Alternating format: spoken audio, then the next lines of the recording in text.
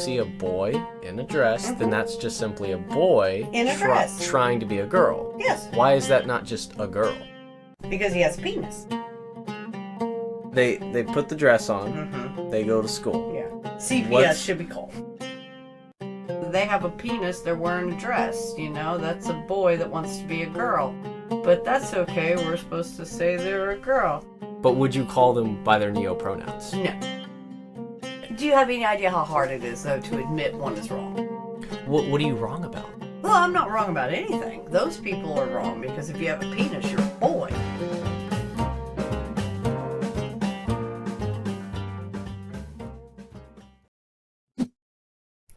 Hey, what's going on, everyone? It's Playmore69, aka Michael here, and this is the All in All Podcast, episode 21. And in this episode, we have a guest, and actually a returning guest on the podcast, who hasn't been on, I think, in about 3 months, but she was on in episode 6, I believe, Modern Dating. So I welcome back Jennifer. It's good to have you back. Oh, thank you. It's glad to be back. Well, I'm glad for you to come back on the podcast, obviously. Thank you for coming back on. I know that it's been hard for me to get guests lately. I've told you that. Yes. That, I talked to a couple people on Discord and was not able to secure any guests in the past couple weeks because that's kind of what I've been trying to be Well, doing. I'm not going to lie, it's a little overwhelming. Maybe some people get nervous.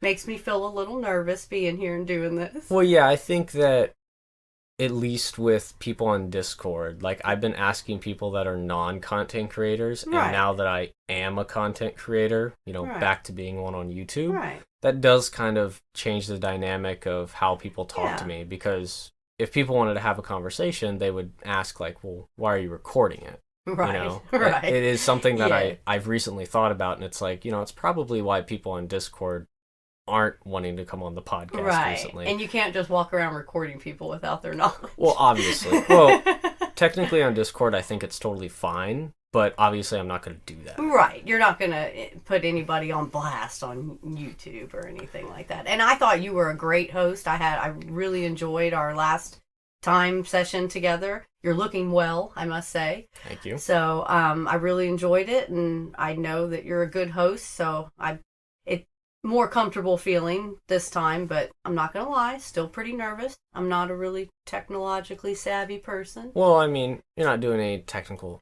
savvy stuff. You're just sitting in front of a microphone. Okay, that's true, but the microphone itself is a little intimidating. I mean, I guess. I mean, it's not that much when you've done, like, content creation for years like me. And that's why you're not realizing some of the people, maybe it's not that they don't want to come on just because you ask them or because they don't want to do it, that maybe they're nervous. Well, that's what I said before. Because you have been doing it for so long. Well, that's what I've said before. It's people that are non-content creators, and they're talking to a content creator, asking for them to come on a content creator show. So I think that the dynamic there is a little bit different. Of course it is. But I'm very happy that you came on. And I like I said, I really enjoyed the last time. If it was a horrible experience, I wouldn't have accepted the invitation. Yeah, and it is. I'm just glad you gave my podcast a chance at the very beginning, because I don't know if you knew this fact, but over 50% of podcasts don't make it past the 14th episode. And you came on it on episode 6. Correct. And this is episode 21 now. Right. So I have made it past 50% of other podcasts. That's great. Yeah, and I've kept it up every single week I've uploaded. So it's been a weekly podcast. I've kept up with it. I haven't skipped a week. Right. So well, that's key, I think, too, to be consistent.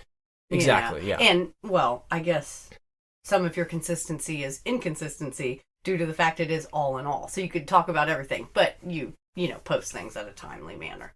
Well, of course, I'm trying to talk about anything. Well, I'm trying to stay consistent, because obviously, YouTube likes that. I think viewers like that. Yeah. And I think I do have a consistent viewer base on my podcast people now. Do like it. Like, if you are expecting your favorite person to post something on a Friday, you better post it on a Friday. You know what I mean? That's basically my upload schedule. I try to upload either Wednesday, Thursday, Friday of every week. So it depends on, what day I upload, obviously. It depends on editing and when I actually film it, what topics are available. Sure.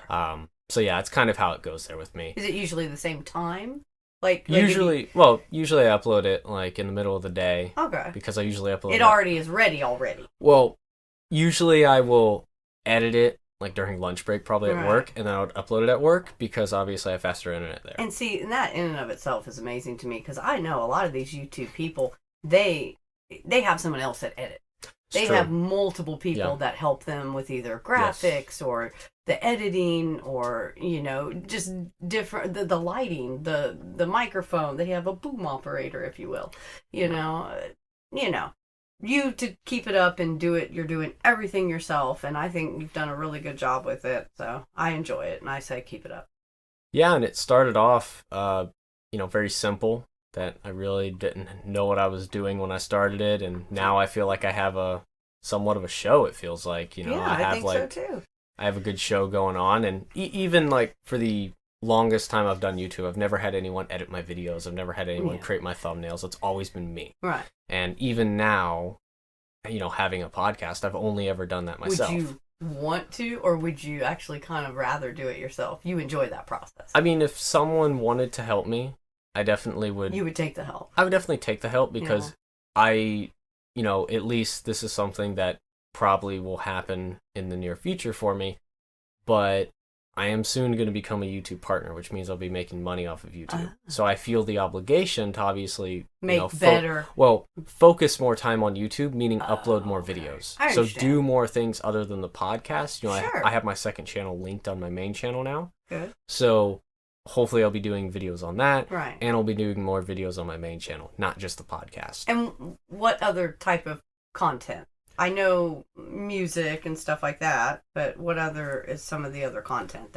There's so many different types of content on YouTube, and just to pin it in one of them would be kind of hard. But there's like video essays, there's like long form content, there's short form content. I know that the podcast is long form content, and I might try to do some short form content, like shorts or something like that. Maybe shorter videos. What's your favorite part?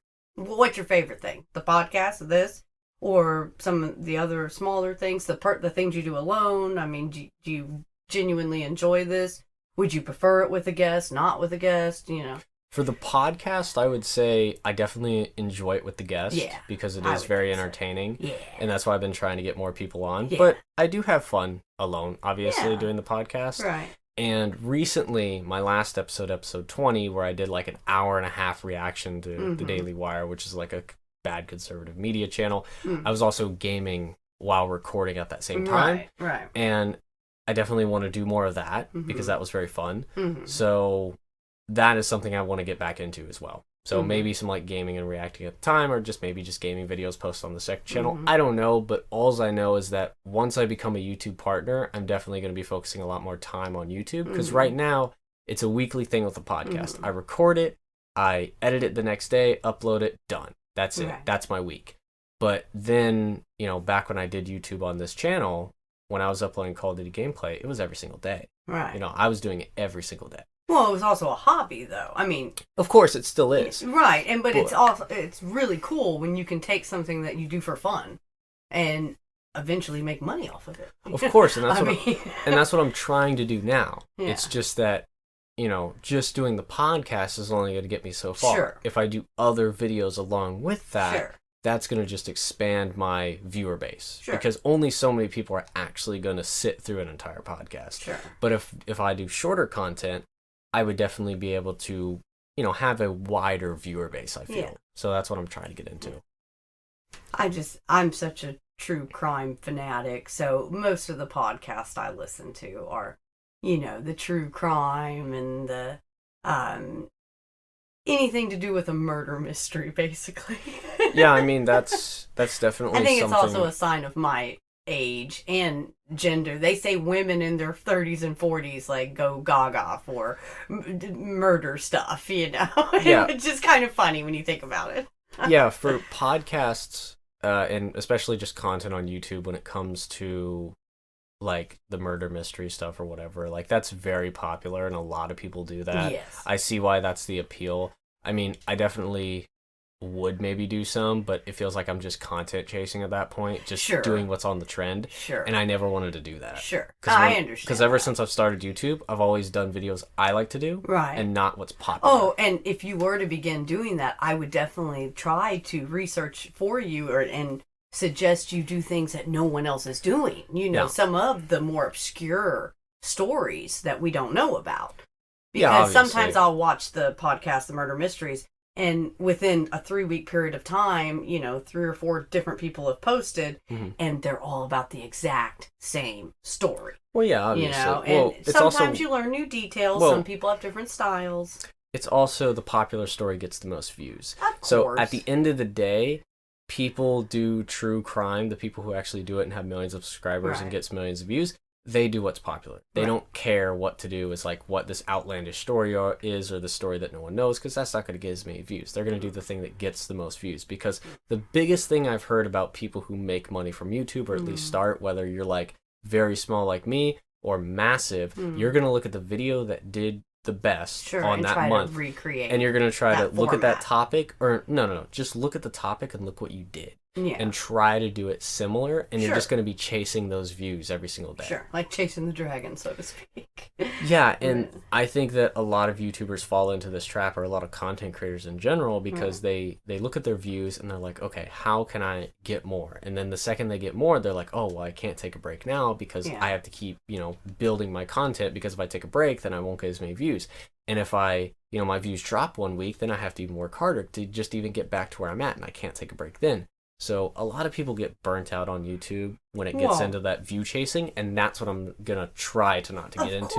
Of course. But I also have noticed, unfortunately, it's become, some people are so living online, whether it's the YouTube or the Instagram life, TikTok, that they want their lives to look so perfect that things really could be falling apart in the back, because they're focusing so much on, like you said, chasing those likes, chasing those views, trying to create content that everybody wants to watch. Yes. And instead of just doing, it's now not a hobby, it's an obsession. Yeah. To be famous, and versus doing something that I began doing because I enjoyed doing. And that's what I'm going to try not to fall into, is that I'm going to continue doing YouTube as a hobby and something for fun, and if it makes money for me, that's great, but if it doesn't, then that's fine. Well, because you're still having fun. Yeah, exactly. Yeah, exactly. So that makes sense to me, because that's more, that's a more genuine approach to something. Yeah. You actually enjoy doing it, and you're doing it for the right reasons, not just to chase a nickel, if you will. Yeah. Yeah. So enough about me. Let's get into stuff about you, because, obviously I'm pretty boring. Well, I'm pretty boring too, but somehow I make a podcast every week, so somehow I come off as somewhat interesting. Oh, I always have something to say, usually. Yeah. Don't hold me to that now. Well, I'm trying to, obviously give you some, at least, perspective on certain things, because obviously you're the guest on the podcast, and, I talk about myself every single week, so it makes sense to, get you some talking time as well. Let's just talk about some things. Okay. Yeah, so the last time we talked about modern dating. Oh, yes, I remember that was actually my longest podcast ever, an hour and 41 minutes. Which I thought we could have gone longer. We definitely could have. Yeah. But, it was all on one topic. Sure. And, hopefully we have some, more of a wide range of topics this week. Sure. So, what did you want to get into? Well, I've been hearing about this whole Russia thing. I don't really watch the news that much. I'm more of a Netflix person, so I don't really watch TV or the regular news, but I've been hearing so much about it, so if you could tell me a little bit more about it, and I'd love to give my uneducated opinion on some of it. Yeah, so Russia, Ukraine, basically it started off like months ago that Russia started putting its troops around the Ukraine border. Right. Basically that's what happened. And then they wanted to kind of just ramp it up, kind of the intensity. Right. So Belarus, which is also bordering Ukraine and Russia. I know Belarus because of rhythmic gymnastics. And Belarus, they're really good at it. And Belarus is very much a big ally of Russia. They're probably the biggest ally of Russia. So Belarus obviously just said, hey, you can bring your troops into our country and you can put them on our border right next to Ukraine. So Russia did that, also building the tensions. Like Poland with Germany. So basically, every single week after that, it was kind of this sort of talk like, oh, Russia's going to invade Ukraine. And it's kind of been those talks for, months now at this point. But basically what happened yesterday as of filming this is that Russia recognized 2 regions in Ukraine, in East Ukraine, that are now independent, like sovereign states. Right. Their own nation. And Russia is the only country in the world. They planted their flag. This is mine now. Well, Russia, what they did is they're the only country in the world that signed something that said, we recognize you as independent states. Sure. And Russia offered, hey, we're going to go send military in your region to protect you against Ukraine. Now, Russia, is coming off, or trying to come off as the good guys in this situation. Technically, this land, though, is part of Ukraine. Well, in the sense of everyone else, yes, but in the case of Russia, no. Sure, but technically, on a map. Yes, technically on a map it still is. Think maps take forever to change, obviously. Sure, I understand that. And how did America, though, in the very beginning of all of this, did we feel that it wasn't our fight at all? That it's something we shouldn't be involved with? That we should immediately be involved with? So what America basically said is that the fact that Ukraine is not part of NATO, that we don't have an obligation to help. And we technically don't. But, we are kind of the world police, so if we don't intervene in some way, world is going to look bad on us. I like that because quote. if we don't intervene in a certain big war, especially with Russia and Ukraine, we're going to look bad. But as of now, we're just sanctioning things. So we're just sanctioning off those sections of Ukraine that broke away. We have not sent troops to Ukraine. And I did not think so. We've also retreated our embassy from Ukraine. It's no longer there. Oh, we did? Yes. Oh, I did not know that. That was like a couple weeks ago. I think 2 weeks ago. I didn't know that. Now, that's kind of big, actually. Yeah. Because that's a big... Which, like you just said, they're not part of NATO. So we don't have the obligation to help them. Yeah, but and still, that's big. Yeah, so what Russia basically, what we are doing right now is we're sanctioning off those 2 regions that broke away from Ukraine, and we're sanctioning off Russia. And basically all of Europe is doing the same. Like the UK just said today that they're going to be sanctioning off Russia. Germany just cut their pipelines to Russia, so no natural gas and oil are going there. I think the really big impact that we are going to see is not only in the markets, because they've been crashing recently, is that gas prices, because Russia's the biggest provider of gas, natural they've already gas, been rising. It's going to be very high. Like astronomically yes, higher. Because we get a lot of our gas from Russia. You don't think they've been slowly raising them to perhaps prepare us? No. What gas has basically been rising for is because that COVID restrictions have lessened, and that's why people are driving more. That's why the gas prices rose in 2021. Is it true that there's still only the port in Florida that's open? No, there's still other ports that are open. I mean, in the United States. No, there's still other ports. I thought California was closed. No, there's still ports open. Okay, yeah. I wasn't sure. So there was backups there, but there isn't that really a problem anymore. I honestly you do not watch you don't watch the news. But I don't. What it comes down to is that we get a lot of our natural gas from Russia, and our gas prices are about to skyrocket because Russia now invaded Ukraine. Right. So therefore we're sanctioning them off, and basically the entire European Union is going to be sanctioning them off too. So that's what we know. That's big. I mean, Russia, I don't know how it is economically in their country. It's okay. Yeah, I thought it was okay. I didn't think they were all destitute. No. But it's not that long since they were. So. Not really, but yeah. In the grand scheme of things, Well, yeah. When you talk about history time ago. I'm saying that they're okay on their own. Yeah, they are okay. And if they'll be okay if all these people cut them off. I think so. Okay. The United States can be pretty self-sufficient, and I think that at least Russia can be pretty self-sufficient. Okay. They're a big enough country and they have enough land, especially because Russia's population has kind of been stagnant for the past 20 years. But is this kind of America letting them know where we stand? Well, Russia's always known where we stand. Okay. I mean, we invented NATO for a reason. It's yes, to stop I know. the spread of Russia, yeah. so they know where we stand. Yeah, okay. Yeah. So, like, what would be your opinion on that? Like, what do you think is going to happen, like, next? Well, I have no idea what would happen, but my opinion on what Russia is doing at the moment, I think is ridiculous. To, just basically invade a country and say, hey, we'll recognize these two little areas and now they're ours, and because we recognize you, we have use of this area and this land. And I think that's ridiculous. I mean, I don't know how the Ukrainian people feel. So they're pissed. Well, there you go. See? Yeah. I mean, what would you think if, like, just to give you some history, because not a lot of people are talking about this. Imagine if Mexico came in and said, hey, Texas is now mine. I mean, come on. Well, what do you think America would do? But, obviously. But just to give you some history, because not a lot of people are talking about this, but I'm a big history buff, so I know this. Basically, when the Soviet Union dissolved, what happened was that Ukraine actually had the third largest nuclear arsenal in the world. Really? They had over 6,000 nuclear warheads. So this put them number 3 on the list of most nuclear warheads by a country. Aren't they quite small? Yes, so I'm getting to that. Okay. Is that Russia has been number 1 forever, US has been number 2, right. And Ukraine actually, when the Soviet Union dissolved, it was around 1991, they had 6,000 nuclear warheads, and they were now an independent country again, they could do what they want, and they had a lot of power. So Russia proposed this thing to them. They said, hey, if you give us all those nuclear warheads, all 6,000 of them, we will not touch your border ever.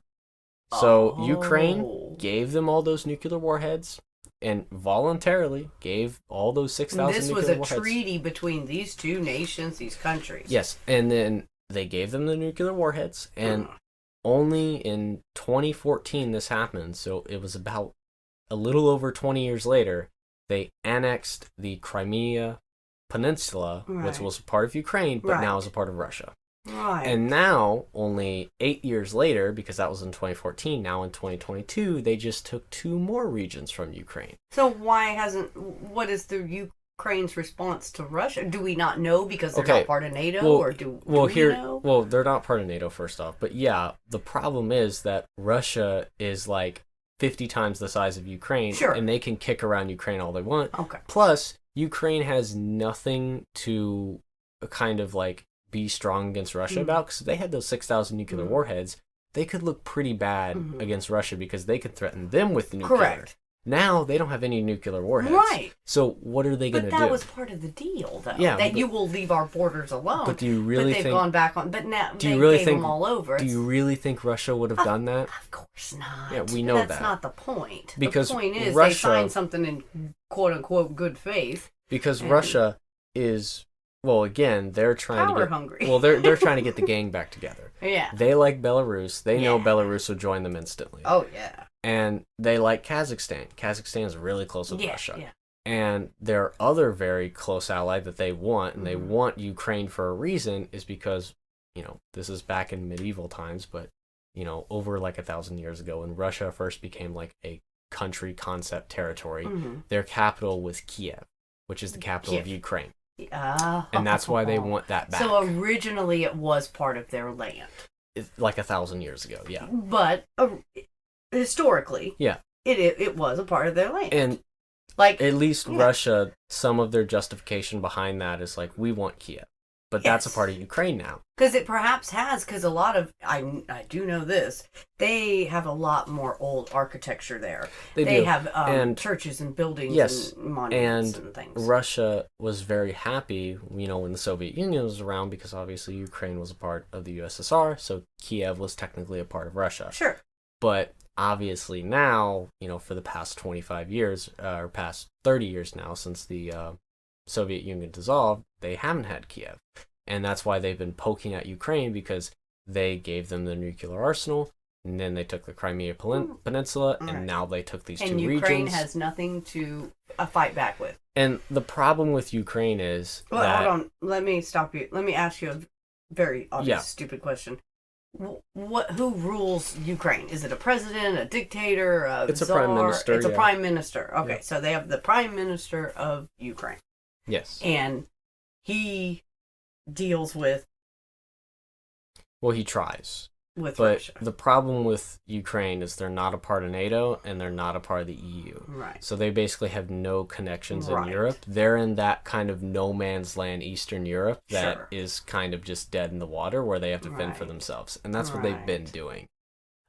Because it's basically either join the EU and NATO or you can die out there with Russia. Right. That's always been the philosophy. We're not going to help you. We don't have a dog in this fight, basically. Yeah, we don't have a dog in this fight. We have nothing to win, nothing to gain, nothing to lose, so we're just, screw you, And basically. I think a big, I this is kind of bringing up, like, a little bit of, like, prejudice or racism in a way, but, like, almost 50% of the Ukraine population is ethnically Russian. Really? So, like, about half, like, all of Eastern Ukraine is basically Russian. Well, and that makes sense, though. And 70% of people in Ukraine speak Russian. Sure.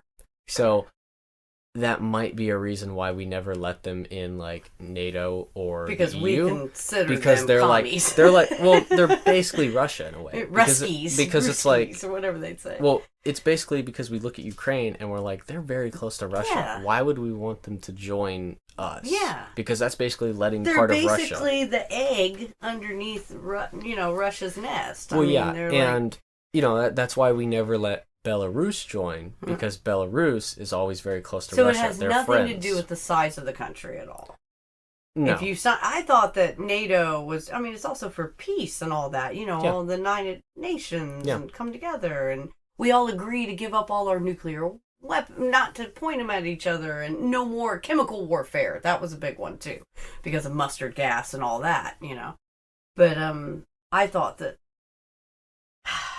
I just knew it was a big deal, yes, to be part of NATO, but I thought pretty much we took in anybody that wanted to be a part of it and agreed to the terms. Well, again, the reason we created NATO was to stop the spread of Russia, but since Ukraine, like, looks like mini Russia to us, why would we want them to join? That's the whole reason.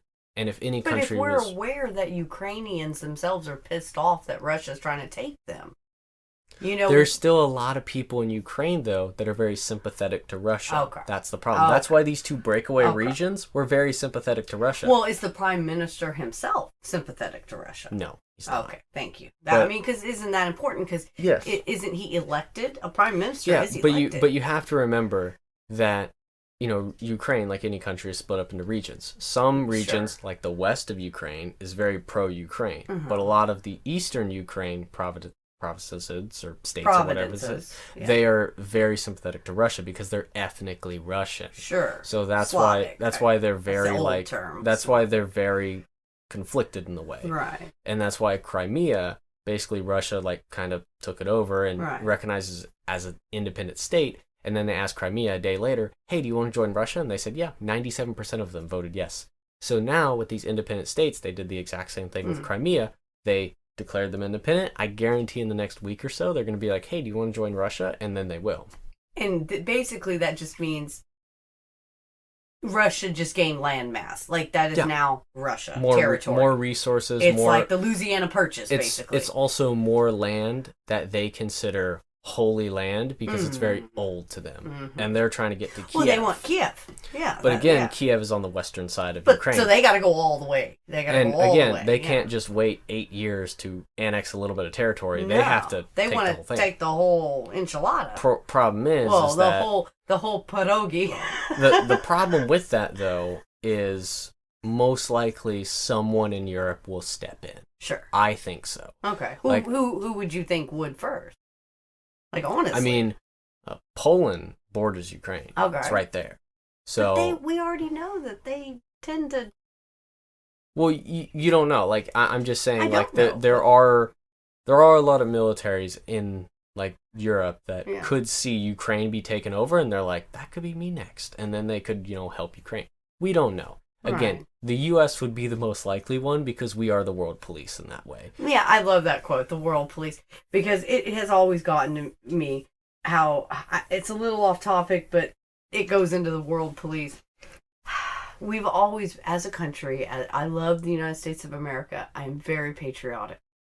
We've always been a country to charity, give to other countries, the relief into charities and things like this.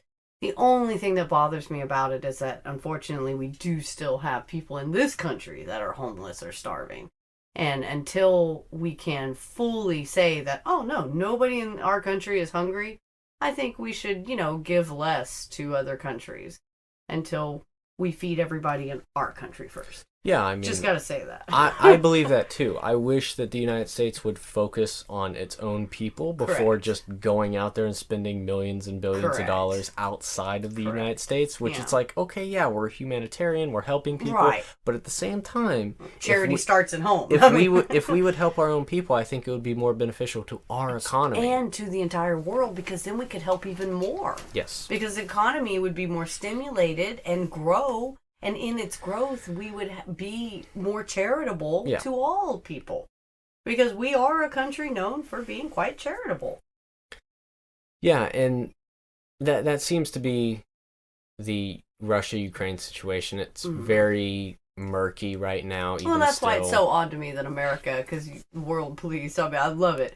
But that's it. Usually we do strong arm things. We tend to, when we think we've crossed a line, America will step in. Well, we were the first country to sanction off Russia and those breakaway regions, like immediately. Like the second that happened yesterday, today, President Biden already applied sanctions to those breakaway regions and also Russia itself. Like, we're not going to do business with you anymore. Go F yourself. Right. We're not going to do it. Right. And that's what he did just today. We were the first country to do that. And you don't think that will really affect the Russian economy, to be honest? I mean, well, Russia makes a lot of money selling natural gas. Okay. If they can't sell their natural gas, yes, it'll be very cheap in their economy, but at the same time, it brings in a lot of money. Right. So it kind of helps their economy. Yeah, because I don't think they have a huge tourist industry. I don't know. No, they don't. Yeah, and I didn't think so. The thing about Russia is that, it's had a very stagnant population for about 20, 30 years now. What are they known for? Babushkas, pierogies, and snow. I mean, it's not a tourist destination. Yeah. They're vodka.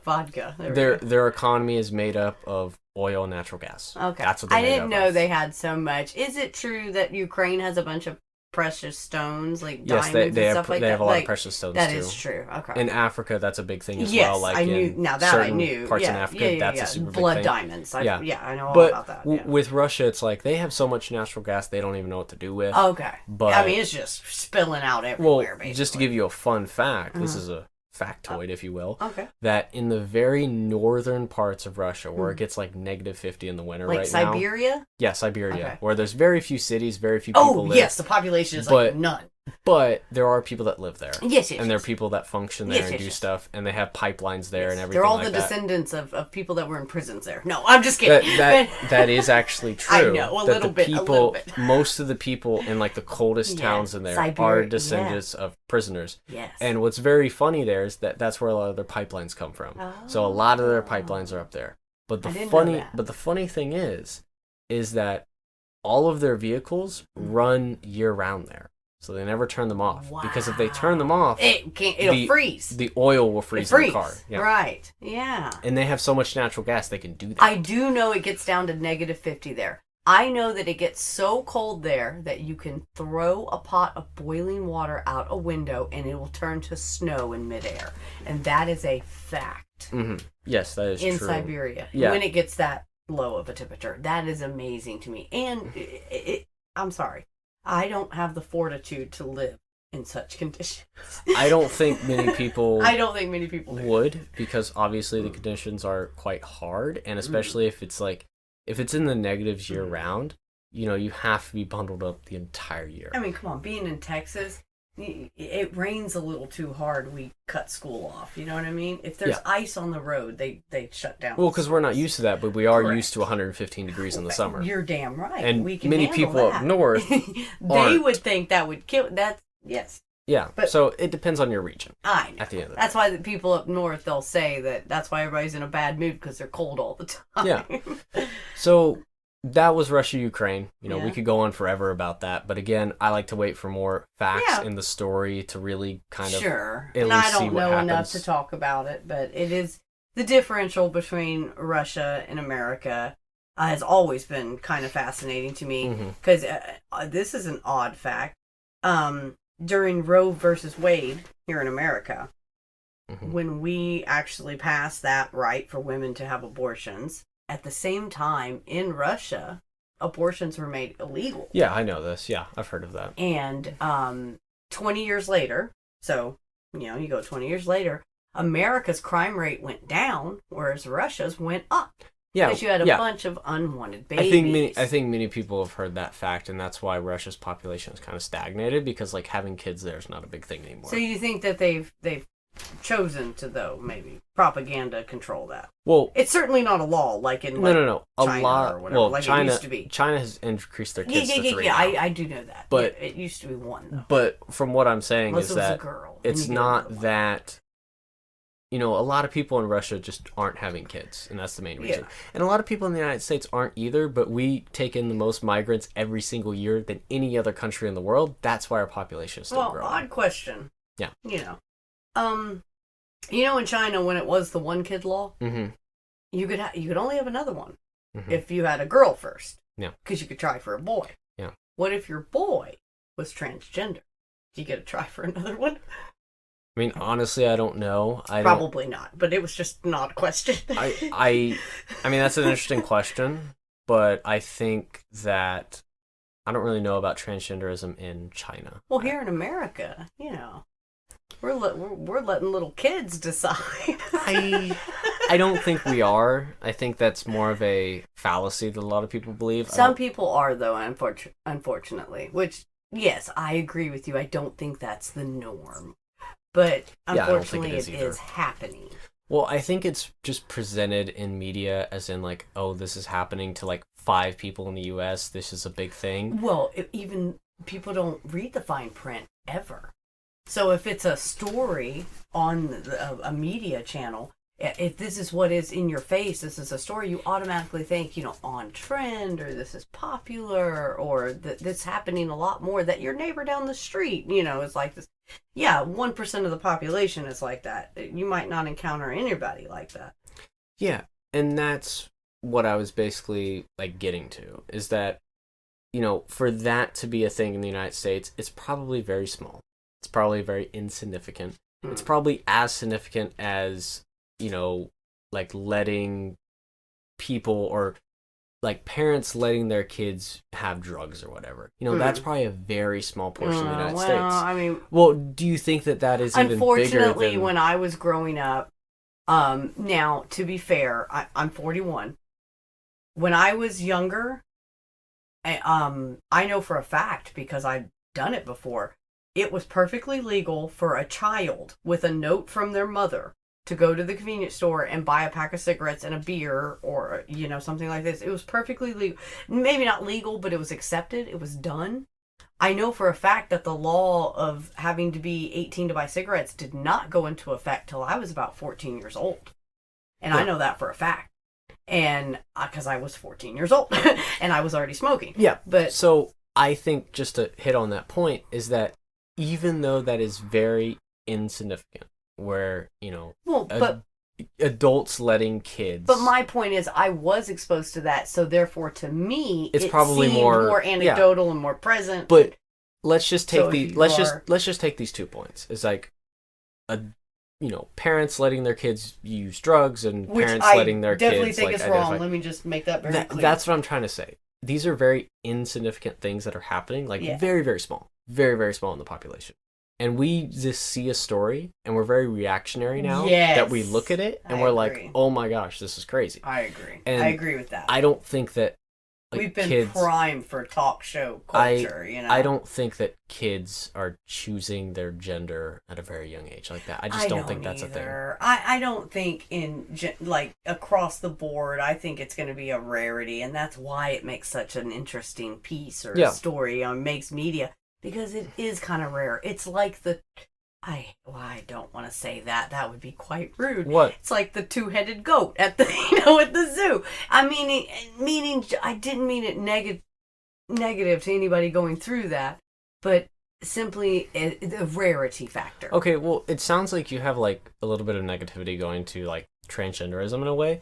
And it sounds like you're a more socially conservative person. Sure. So, like, what's your take on, like, the transgender people as a whole, then? Like, what would you say about that? Like, people that are, like, maybe adults and transition. Oh, if you're an adult, what you do behind your closed doors is none of my business. Okay. Just as what I do behind my closed doors is nobody else's business. However, when we bring it into, shall we say, polite society, there's an old saying, don't scare the horses, Mm-hmm. And if you choose to be overt with it, if you choose not to be socially conscious of the quote-unquote norm, I get it. What is normal? Nothing's normal. Well, do I think that a man that is obviously a man... What do you mean by that? I mean, has a full beard, is built like a linebacker, yet wearing lipstick and a dress, should be allowed to use a female bathroom because he, and please for all your listeners, see my air quotes with fingers, thinks he's a girl.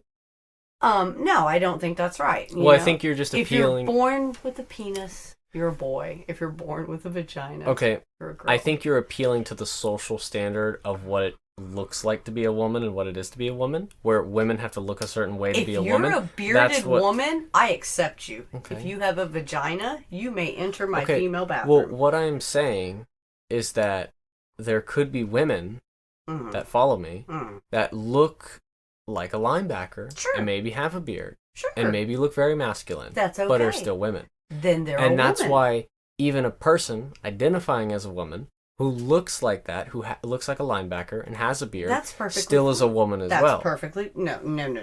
If you have a penis, you are appropriating womanhood. Okay, you're appealing to biology here. Let's appeal to what we look at in society, which is social. We don't look at biology in society. We look at the social standards of what it is. My social standard is if it looks like a duck, if it quacks like a duck, it's probably a duck. Well, again, you're just appealing to social standards at that point, and you're not appealing to what we see as someone, if identifying and acting like those things, then they could necessarily identify as that and be that in society. I will agree. And the best quote, very succinct, that I heard is think of sex as what's between your legs. Think of gender as what's between your ears. Yes. I understand that. And I do have great respect for, if you're transgender, you're transgender. Who am I to judge? I'm not.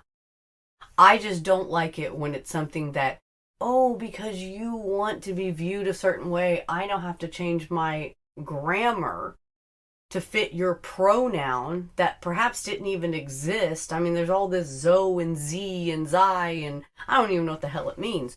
And those are neo-pronouns. Most people don't know what it means. So would you call a transgender person with their neo-pronouns? I would call them by their name. But would you call them by their neo-pronouns? No. I would call them by whatever pronoun comes out of my mouth. And I would apologize if that was wrong if they literally were to say to me, that hurt my feelings, you referred to me as a ma'am or a sir, and they wanted the other way, or the whole they, them thing, they're not multiples. Okay? This is a single person we're talking about here. But they and them can be used they as singular. And them, and this whole they, them, I'm sorry. Maybe I'm old. Maybe I'm just too old for it. We don't get to choose how we use grammar. I think you're just very much a social conservative person. But I'm very secular. So I'm not saying that you're religious. I know, but I don't want people to misinterpret that this is in any way a biblical thing. I know. I'm not into that. Social conservatism has nothing to do with religion. Sure. But a lot of people assume I'm into Jesus. Social conservatism is appealing to the status quo, how things have always been. And you like that. Well, you like the sense of, I like the men and women dynamic in society. I want to continue gay rights. That. I do believe in pro-choice. Mm-hmm. I myself am a bisexual person. Mm-hmm. I believe most people are, actually. So probably on the spectrum, yeah. So you do believe gender and sexuality is a spectrum? I believe sexuality is very fluid. And do you believe gender is a spectrum too?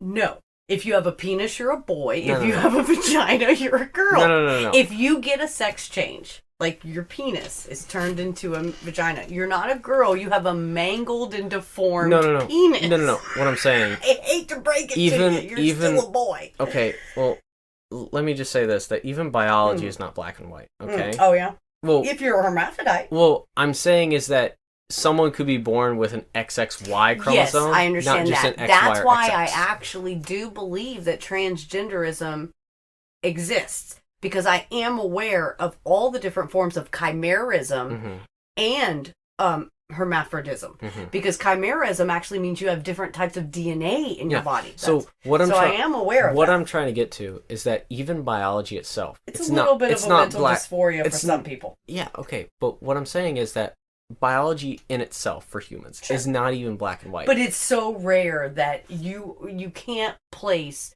a broad stroke upon the smallest increment of statistical fact. But you can't put a broad stroke when looking at biology and not say a good majority of women come out with a strong jawline and are very masculine. Oh, that to me doesn't matter. Because it is a total falsehood if a woman has an Adam's apple. No. I'm trying to say is that even when you look at biology and genetics... Does she have a vagina? Okay. I'm saying that there are certain features, just like in gender, that are on a spectrum. Testosterone.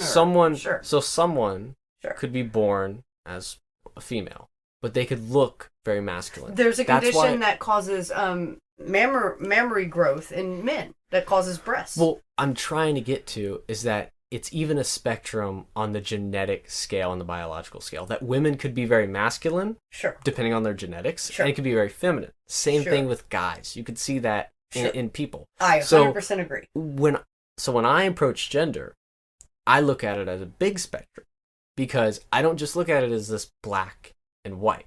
Same thing. I don't look at biology that same way. There's many shades of gray. Or you could look at it like that. I'm just saying that I don't even see biology as that black and white anymore after more education on genetic code and when you see a real vagina, you'll know it's a real vagina. I mean, I hate to break it to you. That's biology 101.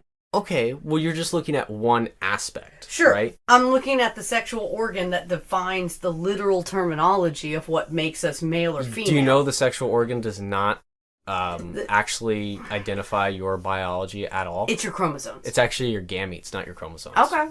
Your gametes are the size, depending on their size. If you're a man, they're smaller and you have much more of them. If you're a female, you have bigger and much fewer of them. You know there's male and female sperm as well? But I'm saying that's how you identify someone as male and female. That's why seahorses, the males technically give birth because they have the fewer gametes and they're bigger. But technically, they are still males. Yeah. And that's the reason... You mean gametes? Gametes, not gametes. Gametes? They're gametes. Okay. And even in males today, is that, that's how we identify us as our sex, is that our gamete size. It has nothing to do with our sexual organ at all. It's only our gamete size. So a woman that delivers a baby, if her on the scale, if her gametes, whatever, is more male, even though she delivered a baby, would say that she's male? Listen. This is how you identify a woman and a man or just male and female in biology. If she's given birth, she's a woman. No, well, because seahorses... But you could be barren and still be a woman. Okay, but listen, seahorses still give birth, but the males give birth. So actually, technically, they don't. They hold the gestated eggs. No, because the female fertilizes them, and then they give birth. They do spit out of the hole of the male seahorses. Okay, what I'm trying to get to, though, it's all about the gamete size. Is that if you have smaller and much bigger gametes, you're a woman, and if you have, bigger or smaller gametes and much more of them than you're a man. Yeah. And that the is fat, slow ones are for women, the fast, skinny ones are for men. And that's how we identify male and female in biology. It's not your sexual organ. It's nothing to do with chromosomes. There's frogs that can switch sexes, right? Yeah, that's true. And fish, too. And that's why sex and biology... humans can't do that. You can also cut the leg off an octopus and it can grow its tentacle back. Humans can't do that. And that's biology, not gender. Gender is a social construct. That's what I'm getting at. It also is something that we can tangibly test and see. If I deliver a baby, I don't think we can test gender. Vagina, how can we test gender? Well, gender is a consciousness. Exactly. It's how we think of ourselves. All you're doing is appealing to biology at this moment. That's all you're doing. Because to me, gender has only recently been used as this defining of consciousness versus define. It was another term for sex. When I was a child, what's the gender of your baby? That meant, is it a boy or a girl? Okay. Nobody Come on. Okay, you have to give me that. Socially, we weren't using the terminology the same way as it's used today. We weren't using it correctly because... Oh, excuse me. But yes, because many people, even today... We were using it correctly. No, because for our time. No, because many people today can't even say the definition between gender and sex. Like, many people don't understand that understand the difference. Gender is a social construct. Correct. And gender is a social construct. And sex is biology. I agree. Sex is biology. That's what it is. That's why I am talking more about the sex of someone and the biology. That's what I'm trying to get to, is that a long time that we've used the terminology wrong. And, just say that gender has not been a big thing. Just look at ancient Roman history. Gender has always been a big thing about what is the gender and the culture of a male and a female. No, I think you're probably aware of this. In some Asian cultures, I think Thailand and Thai, it's a known thing. There's considered a third sex. Same thing in some I Indian think Polynesia. Cultures. And Polynesia. I looked this up that there was a third cultures. Gender, and it was basically like for a skimpy male that they wore dresses and they worked in the village. They had effeminate qualities. Yes. There is considered a third gender. Yeah, and just in society, like at least in Western society, we've just always thought, oh, well, there's two because there's male and female, and that's sex, that's biology, so that's how we look at that. I agree. If you're raised with something from the being very young, it is a form of indoctrination. For the social standards that you need to meet based on your gender. Correct. I mean, I'm not saying what I learned was right and what is now being taught is wrong. I'm not saying that at all. But I think for a lot of people that are older and that's why we have sayings like, you can't teach an old dog new tricks and things like this. People get set in their ways.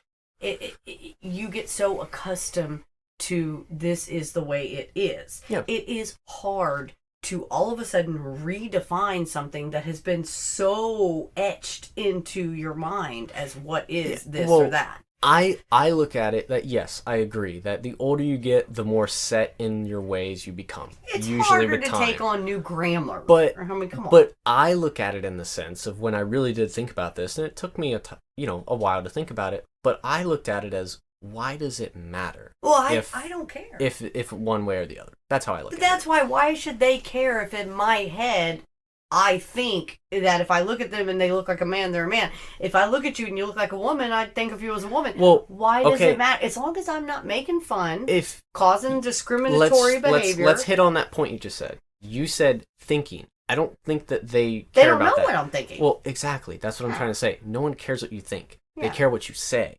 So I think if you're not saying what they want you to say, then that's where the problem occurs. Right, but maybe they're not saying to me what I want them to say, so there's a problem there. Okay, well, I look at it from this perspective as, I grew up in the South, as did you. Correct. And what's a number one... 20-year gap. Okay, but what's one of the number one sayings in the South? A little bit of respect goes a long way. Yeah. And I look at it in the sense of, if respecting someone means... I was going to say every dog has his day. No, I was saying... Yes, ma'am, no, sir. Okay. I was saying that if a little bit of respect does truly go a long way, which I think it does, and if it just means me saying a certain pronoun or word to someone makes them feel more respect towards me, I will do that thing. In a professional setting, I, of course, would use whatever pronoun I was asked to use. Same with me. Because that is considered correct. Very professional and respectful. I, however, am a homemaker, so it in no way could affect my job. I have worked, and while at work, I would have definitely addressed people the way they wanted to, and if I wasn't sure, then I would just be polite, but not use it. Not to question your parenting whatsoever, but I know you have a kid at home, and how do you teach them about sex and gender? Well, does it even bring up to them? No, that's a great question.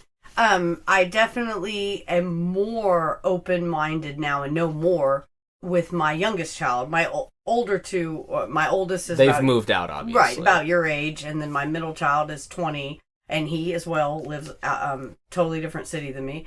My youngest, the last one at home, he's 12, and my older two, who, like I said, your age range, they were taught just, basics when they were old enough to ask the questions about sex. They were taught the whole sex talk, things like this. But you never got into it. Well, basically. as they got older, they knew gay or lesbian, bi, things like that. But no, not transgenderism. But terms like calling somebody they or them, that wasn't even a thing when they were young. Yeah. I mean, it truly wasn't. And by the time it was, but now my youngest, by the time they moved out, correct. They now my really youngest, it is a thing, and I am open and we'll talk about anything. I don't encourage or discourage him to speak any way. Mm-hmm. I always say be respectful to people because you should be respectful to all people. Mm-hmm. Period. Yeah. If he wants respect, he should give respect. Do I go into depth about transgender people? No, I'm not going to lie. The most I would say to him probably is that, oh, no, they have a penis, they're wearing a dress. You know, that's a boy that wants to be a girl. But that's okay, we're supposed to say they're a girl. You know, I mean, I'm not going to I mean, maybe he gets a little bit of the vibe that I'm definitely not wanting him to come home in a damn dress. So you're basically saying that you basically kind of instill with him a light sense of social conservatism. That's what I feel. A little bit. Yeah. I certainly don't in any way talk ill. I'm pro-gay rights. No. I tell him all the time if somebody's gay. But you try to push him in a certain direction when it comes to transgender people. Well, what I try to teach him is that we shouldn't know what's going on between people's legs. Okay, well, let's go back to the point you said about, like, if you see a boy in a dress, you just see them and basically say, "Is that that's a boy that looks trying?" Like my husband, and they're wearing. Okay, I'm just trying to get to that point. Let's hit the point. Yeah. Okay. That the point you said, if you see a boy in a dress, then that's just simply a boy in a dress trying to be a girl. Yes. Why is that not just a girl? Because he has a penis. I mean, what other answer do you want? I mean, does he think he's a girl? Maybe. You know? Do I think he's a girl? No. Well, because it goes back to... Will I refer to him as Michelle instead of Madeline? Or I mean, instead of Matt? Well, when it comes to gender, like we've said before, is that it's a social thing. And if he's, you know, trying to act like a girl, then he should look like a girl. Okay, but... Or be a girl. That'd be the best place to start. A vagina. Number one, let's start with the vagina. If you have a vagina... Okay, well, I'm just trying to get to the point here of, like, you're definitely instilling within him, like, more social conservatism than you might realize, because you're very much appealing to the status quo of that. Even if that this boy is trying to be a girl, he's trying to wear a dress, he's trying to act like a girl, he's trying to do all these things. Right. But even with everything he's doing, he is just simply a boy trying to be a girl, not that he is just a girl. He'll never be a girl. Even if biologically, he has but not socially. Surgery, he'll never biologically, but not socially. He'll never be a girl. Okay, well, if you want to say biologically, he'll never be... Okay, listen. If you're going to say a boy in a dress... That doesn't mean I'll never refer to him as man. Listen. If you're going to say a boy in a dress is never going to be a girl, then I will say, yes, he will never be a biological girl. Thank you. But that I accept. And I accept that I should refer to him. In his mind, he can be a fairy princess. So all that I'm saying is that a boy who's in a dress is just a girl, if that's what he identifies as. And I'm saying he can identify however he wants. Okay, well, it obviously looks like we are at somewhat of a stalemate on this topic. A little bit of an impasse, yeah. Because, like, you can at least see the difference between gender and sex. Absolutely. But it seems that your social conservatism is really taking over at this moment and saying that that's not appealing to the status quo that I know of, that I grew up in, so therefore I cannot change my worldview in that way. And, you know, I honestly hate that you state it that way. I detest it. Because part of me thinks, God, he's right, you know? And that makes me feel bad about myself because I myself have been indoctrinated to, this is the status quo. You're not indoctrinated, you're set in your ways. Yeah. And you don't want to change. But I do want to be respectful to all people. I definitely don't want people to think that I'm purposely trying to say that they don't have value or shouldn't feel the way they feel. You know, it's really hard as PC culture and all this new stuff has taken over. Just, you know, the idea that people could be in love with a car, or people think that they're a cat, or people, you know, and oh, if I feel that I'm like this, then people should see me like that. You know, we cannot help the way we look and appear to the world. Well, I think it goes down to, or comes down to really just, like, liberalism has taken over a lot when it comes to certain things. Sure. So, you know, you can really kind of just open yourself up, and like people nowadays are more open to a lot of ideas. Like the status quo used to be, you know, a man gets married to a woman, white picket fence, you're right, nice job. The man works all day, comes home to the 2 kids, and the wife who cooks all day. 2.5 kids. That's how it always was. Yeah. And now, I mean, to be fair, it used to be illegal for a white and a black person to be married. It was illegal for gay marriage for a long, long time. You know, that wasn't legal. Of course, I think that's ridiculous. And so to think that people, correct. Because you grew up in that time. Correct. But to think people 10, 20 years from now will think that it's ridiculous of me to feel that this boy in a dress isn't really a girl. You know, do I acknowledge that that is possible? Yes. Well, also I think that it sounds like you grew up very conservative. I'm not 100% sure, but it sounds like you did. Unless you came up with the social conservatism on your own and you kind of just went into that worldview. I actually grew up more socially conservative, I think, than I then became. My parents were very Christian. I was raised in a Southern Baptist church, so very much so. I was fearful to come out as bisexual to my parents because I thought I would be told I was going to go to hell. Thankfully, I did not experience that at all. See, that is a good point you hit on, is that you said that coming out as bisexual is a huge thing, which I bet, you know, 20, 30 years ago I was 13. So, but now, coming out as bisexual is just like kind of like normal. Like like most people are not, like a big portion of people are not straight. There was a recent poll that came out that said 40% of Gen Z is gay. Sure. Which is crazy. That's a large percentage. I don't believe it fully. I'm not sure I believe those. But I know conservatives have been kind of going crazy over it. Like, oh my God, the liberals are turning our kids gay. But do I think everybody is on a spectrum of sexual fluidity? Yeah, I'd definitely. Say so. Yeah. Definitely. I think people are much more. I look at it as like you can look at it simple, like a 1 to 10 scale, like 1 being your ultra straight and 10 being your like ultra gay. Exactly. And then someone's in the middle. Oh yeah, I'm a 5. You know, I mean, I'm right in the middle. Yeah, seriously. Like some people would be a 2, some people would be a 7. I happen to be married to a man, but I find women attractive. You know, so it's a toss up. I don't cheat on my husband because cheating with a man or a woman is still cheating. Of course, you know, and you know, it's a toss up, really. Yeah.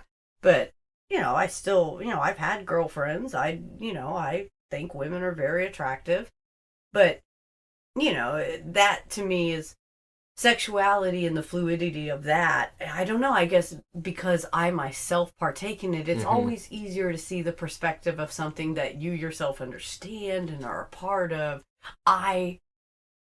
When I was younger, I would have been perhaps put into a category of what people would consider tomboy. Yeah.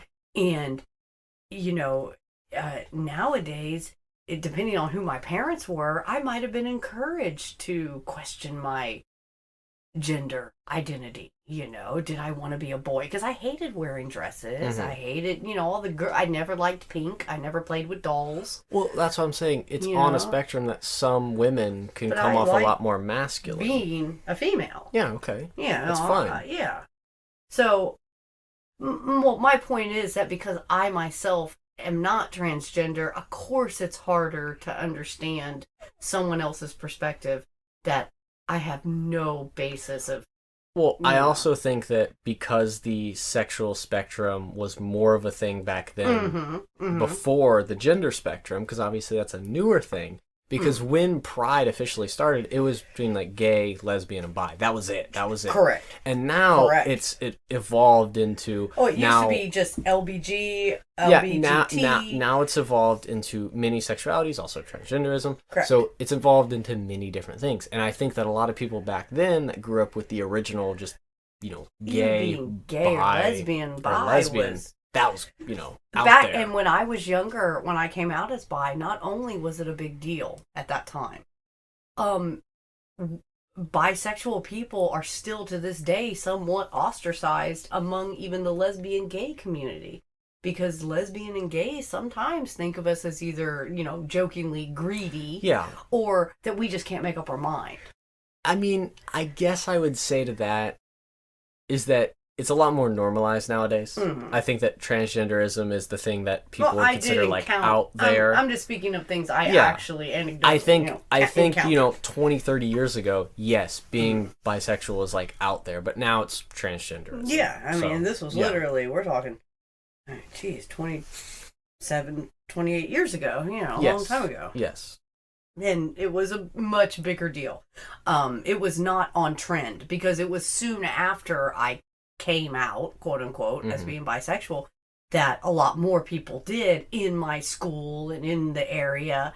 And I was one of the first, and so it was really scary. And for a while, I had no friends at school. I had people saying I had AIDS. I had people calling me terrible names. So I did encounter the shaming, slander, and slander, and threats and things like this. So let me pose this question to you: do you think that if you were born in modern times today, and you still had that tomboy, and you had the right parents and all that, do you think that you could be transgender now? No, I would never have. I've always enjoyed being a girl. And I will say this: I still think, however, it's easier for a female to come out, especially as bi, than a man to come out as bi. I think it seems more prevalent that men. It seems more men are transgender than females. I mean, I don't know if that's accurate of me to say, but it kind of seems that way to me. I think it's pretty. If it's just media. I think it's pretty down the middle. Okay. Pretty much. Maybe they just focus more because it's cooler with the men look like women, I honestly don't know. I think it's just more down the middle, and maybe it's what media you consume. Okay. Because I think at least conservative media in particular really focus on the men being women, because the conservative media likes to, say this narrative nowadays that men are way more weaker nowadays than they ever were. They love to say that point. Sure. And that's something that, every conservative media outlet that I look at say that. Hard labor. Think about it. Well, I'm just saying, strong as in they didn't go to war or didn't do this. Yes, and remember also the metrosexual phase where men were getting groomed and even straight, quote unquote, and somehow that men, doesn't come off as masculine, taking care of yourself in that way. Right, which I find ridiculous. However, I am of the generation that I like a man's man. I want a man that is big and strong, all those typical characteristics that, yes, we attach to what it is to be a man, which is in and of itself perhaps wrong to do, to really categorize things in such simple boxes, pigeonhole people. This is what it is to be a man. This is what it is to be a woman. And that's called social standards. Yes, and I don't like that. I do often partake in that, sometimes without even realizing it. Well, because you grew up in that. Right, and you but don't it know is what hard else. to stop. It's hard to not do it, I mean, hell, fat shaming. I feel I'm a bigger person now. I used to be thin. I'm fatter.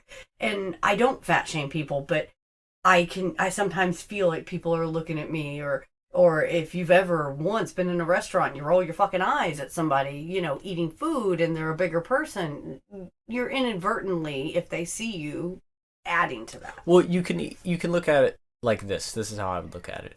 Is that if you think these standards are a good thing, then follow them. If you don't think these standards are a good thing, then don't follow them. See, I don't really look at it as a standard. But it is a standard at the end of the day. The gender standards you spoke of, those are gender standards, and then the beauty standards of not being a little bit overweight, women have to have this perfect body physique, that's a standard as well. Oh, I think that is a absolute our media culture has inundated young girls. And I'll say that same thing with gender is that our culture has inundated certain things that genders must do. Even just a simple liking of a color or a toy is associated with gender. Now, see, I did not raise any of my children like that. I never placed,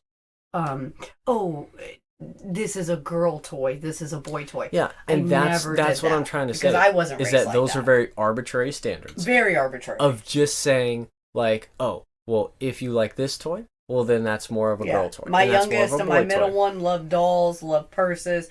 And you know what? If that's what they wanted for Christmas or as a toy, I bought it for them. So you can see these standards. You can see certain parts of them and be like, oh, that's dumb. But there are other standards where you're like, well, men should be more masculine and females should be more feminine. Sometimes I'm also just placing my own sexual attraction onto it. Like, I prefer a manly man, a manly man. I prefer a very effeminate female. Well, don't you think you can't just take a step back and see how those, like, standards, you're applying them because you like them?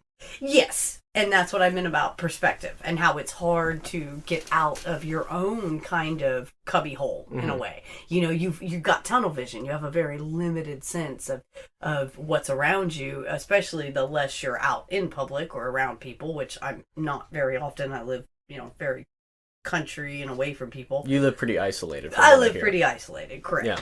And I do... It is a problem that I would like to get better at and address, because I do want to, I love all people. I don't care. I don't care if you're white, black, purple. I don't care.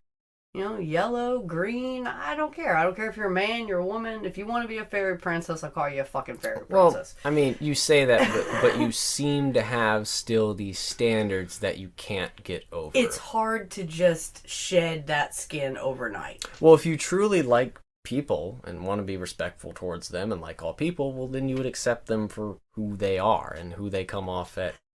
Towards and part of me wants to say I do, and which I do. If you're my friend, you're my friend. Yeah. And I would never judge you. But if it's somebody I've, never met, I might not choose to engage in that because I don't know what I'm going to get. I might be worried I do say the wrong thing. And so therefore potential for embarrassment. Okay. Well, I'll say to that, it's okay to fail. Because you learn from your failures. Yeah, but I don't want somebody mad at me because I didn't address them the correct way, and it was my own stupidity, not rudeness. Well, you can obviously say, like, oh, I apologize for this. This is something that is newer to me. Right. And you did hit on a point there that said that if it was someone closer to you, you would be much more likely to accept it. But if it was someone that it wasn't that close to you, you wouldn't accept it. Yeah. Well, not that I wouldn't accept it. It's just I wouldn't choose to go up and introduce myself because it's murky territory. You don't know how to. Well, a lot of transgender. And you don't know how they're going to perceive you. Well, I'll say this: a lot of transgender people you cannot tell by just looking at them. Like, you have to go up and actually talk to them. And if I can't tell. Well, then what are we arguing about? And that's what I'm trying to say. If you look like a woman, I'm going to say yes, ma'am. And that's what I'm trying to say is that, transgender people, they do put a lot of work in to actually, very much be seen as that gender. Yeah, if life gives you lemons, tuck them. I think that, it's more hyperbolic to say, like, oh, I just know they're a man or I know they're a woman, like, instantly. Like, very good terminology and great statement, because you're right. That is absolutely audacious of me. To literally state that I can tell by looking. No, I can't. And how I look at it is that, I don't think skeletal though. Well, I don't look at biology. The pelvises are different. I don't look at biology coming into the equation. Fuck your gametes, because I can tell by the pelvis. Well, that is also a sign, but again, that's how we distinguish male and female. It's not by the pelvis size; it's by gametes. But the pelvis is different on a male and a female. One is an inverted pretzel. That is, but because we bear children. But we don't identify as a male and female because guess what? Some animals don't have pelvises. So, how we look at it as the gamete size. But anyways, I think biology... Who is this we?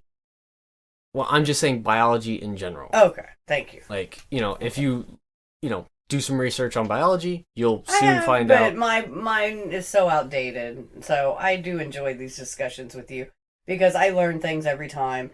And I mean, I enjoy the good debate, and I like to think I'm knowledgeable, but I often find with you that I'm knowledgeable as of circa 1985. You know, that's where my knowledge kind of ends. Mm-hmm. And my research goes as far as early 2000s, late 90s. You mm-hmm. know, after that point, I was so focused on raising kids, and you know, I mean.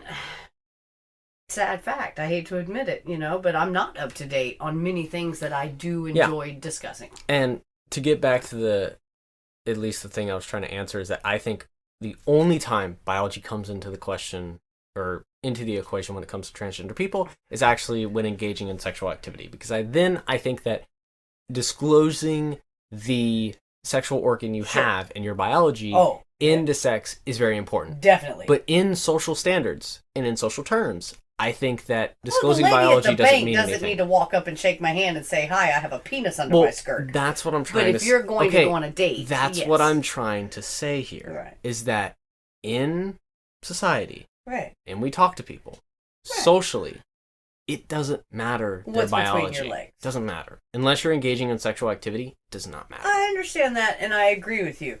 And that's also my point, though. Social constructs exist. And if you present to me mm-hmm. as a man, like I see you have a beard and mm-hmm. you're not wearing eye makeup or nails or high heels, because then I'll be confused. I mean, if you have a beard, but yet you're also wearing lipstick and jewelry. Women have beards too. But you can't tell the difference between a bearded woman and a man that is trying to look like a woman but also maybe has a between beard. Different men and women. I don't know. Again, this one just in particular throws me off. Okay. When they look like they're really how many transgender people have you met that have beards? 0, but I have known personally 2 transgender people. And did they look the gender that they came off as? One did, one did not. Okay. So at least in your experience, it's 50-50. Correct. Okay. And this goes back to the 90s. And it sounds like you're I've also known drag queens, which I love. It sounds like you're just very hyper-focused on, like, if a man is dressing up like a woman... No, it's just the new grammar. And it's the new grammar. I don't care if you want... Well, what's wrong with the grammar? It's all the extra z's, zo's, owls, adding words that they can't even properly define. Then you get into the neo-pronouns, okay? And then what about all the weird shit? I mean, come on. What weird stuff? There's just weird stuff nowadays. Like what weird? Please. Technophiles, and, you know, they're into, like, technology. They like to fuck technology. Well, don't we live in a free country and we can't do, and we can do these things? Autoerotic. I don't know. There's just weird shit. If we live in a free country... Which we still do. But what you do behind closed doors is none of my business. I still say that. And if these people aren't doing those things behind closed doors, like, what's the problem with them? They shouldn't be doing it out in the street. Okay, I don't think they are. I don't think people are, you know... Okay. I don't think people are having sex with cars out in the street. I don't know. Where else do you do it? Okay. Maybe in the garage. Okay. But I'm trying... running, they'll die. I'm trying to say you're using very hyperbolic examples just to present something as like, oh, this is a thing now, and I don't like it. Do you have any idea how hard it is, though, to admit one is wrong? What are you wrong about? Well, I'm not wrong about anything. Those people are wrong, because if you have a penis, you're a boy. But that's not the point. The point is they want to be viewed as a girl. And if they want me to pretend their little tea party. You know how, like, little kids have a tea party and they're like, oh, it's pink tea and it's good tea, you know, and you're like, yeah, the tea is good, you know, but there's no actual tea, you know. I mean, it's fantasy land, and that's the part I guess I have a problem with. Yeah, it's fantasy land. So culture and social standards are fantasy land. Having a penis and calling yourself a girl is fantasy land. Okay. Maybe to you. I don't sure see it's it that not way. To them. Maybe they really think they have a vagina. I don't know. Okay, well, even if they get a mangled vagina through surgery, can they have a period? No. Can they have children? No. Do they have a uterus? Do they have ovaries? Do they have estrogen and progesterone at the levels other than what they've been taking through hormone therapy? And you're just talking about biology, not socially. You're only talking about biology. Okay, well, socially, they're still what they are. No, through your social standards. Okay. You know what? If you were born as a boy, I hate to admit it. I mean, I can't. This is something I will argue till the day I die. And it doesn't mean I don't respect their choice to say they're whatever they are. I can tell you I'm the queen of fucking England. That doesn't make me the queen of England. Can I pose you a hard question? Sure. What if one of your children was to come out as transgender? What would you do? That's fine, but they're still whatever. All my children are male. Would you sons. accept them? That's the real question. I would still love them. Oh, definitely. No. Would you accept them? In my house, their name would be their name that I gave them at birth. Okay. Yes or no question. If you're What do you mean by that? Would they be allowed to show up at my house dressed in a dress? Yes. And want me to call them by a female name? And they legally changed it. Wow. They would still be referred to as the name I'd always called them. But you can legally change your name, can't and that's fine. But you know what? And that's the legal. My middle son goes by his middle name. He prefers now, as he's older, to go by his first name. It's even on his name tag at work and all legal documents. But his middle name is still his name. The point is, I still call him what I've called him from birth. Because that's how I've always referred to him. He's my child. I named him. I chose what to call him. I get to call you that. In public, I would call them by the name they wanted to be called. Out of respect. When you're in my house, you're at my home, so not their home. If I was in their home, I'd call them by the name they wanted to be called. If they're in my home, they go by the name they were born with. And if I misstep and call them that at Walmart, well, then maybe they shouldn't have come with mama shopping in a dress when they have a penis between their legs. What if they got a sexual reassignment? That would not be allowed. Well, they're 18 80% of people that have a sex change operation, and this is a true statistic, want it reversed. What statistic and are you over reciting? 40% of people that are transgender have tried to or have successfully committed suicide. These are statistics that are real. And I think that's because of the social standards. And part of me 100% agrees with you on that. That it is a social, like... the social and the culture we live in right now. Sure, that they feel not good enough or that people, bully them. Yeah, like that. so to get back to the yes or no question. My child would be referred to as I've always referred to my child. Listen. Would I still love them and they'd be welcome? Yes. I'm just trying to ask you, yes or no. If your child was to come out... If your child was to come out as transgender... Oh, they can be as gay as they want. Transgender. I'm not saying gay. I'm saying, would your... they won't. Okay, let me say this. I raise boys. I hate to break it to you. They all have penises. Let me ask. If one of your sons was to come out as transgender, would you accept them as a girl? Do you have a penis? Okay, it's a yes or no. Do you have a penis? Yes. Would you like to have it cut off? Would you like me to cut your penis off? Can I ask you a yes or no question? Do you answer it yes or no? I would not accept them as a girl because I gave birth to a boy. I had sons. And even if they act like socially I don't care. and I'll everything go get like my nails done with them. But I still gave birth to a son. I would accept them. Yes.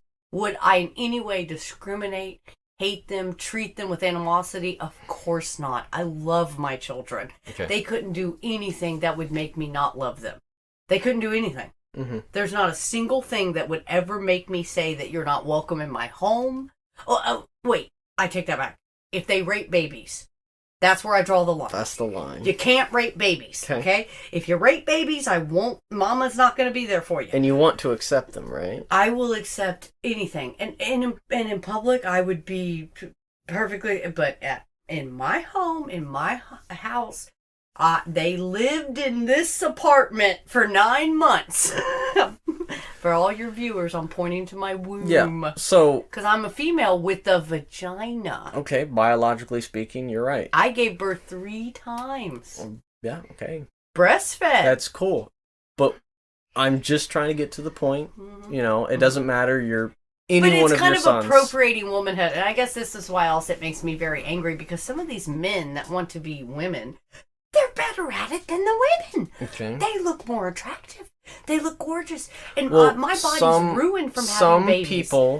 Some people are just more attractive than others. That's really what we gotta get to. But no, I'm also meaning their skin and their body and muscle mass. You know for a fact, I know you're not stupid on this. Yes. That, I'm sorry, there is a differential between the way a male and a female body is constructed when it comes to muscle tone and ligament attachments, even to the hips, to the legs, to the arms, to the biceps.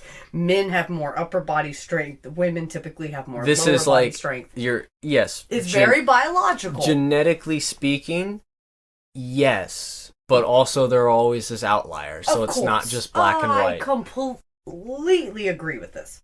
Because some women come out looking like linebackers. You're right. It happens. You're damn right. Thankfully, I didn't. I used to be very tiny. But some do look like linebackers. And some men look like little fairies. And it's often those men that want to act the most manly because they look like little fairies. Not in my... I guess experience. Oh, I know one. I have a nephew that he's the tiniest little thing, but he acts like he's a big man, so, you know.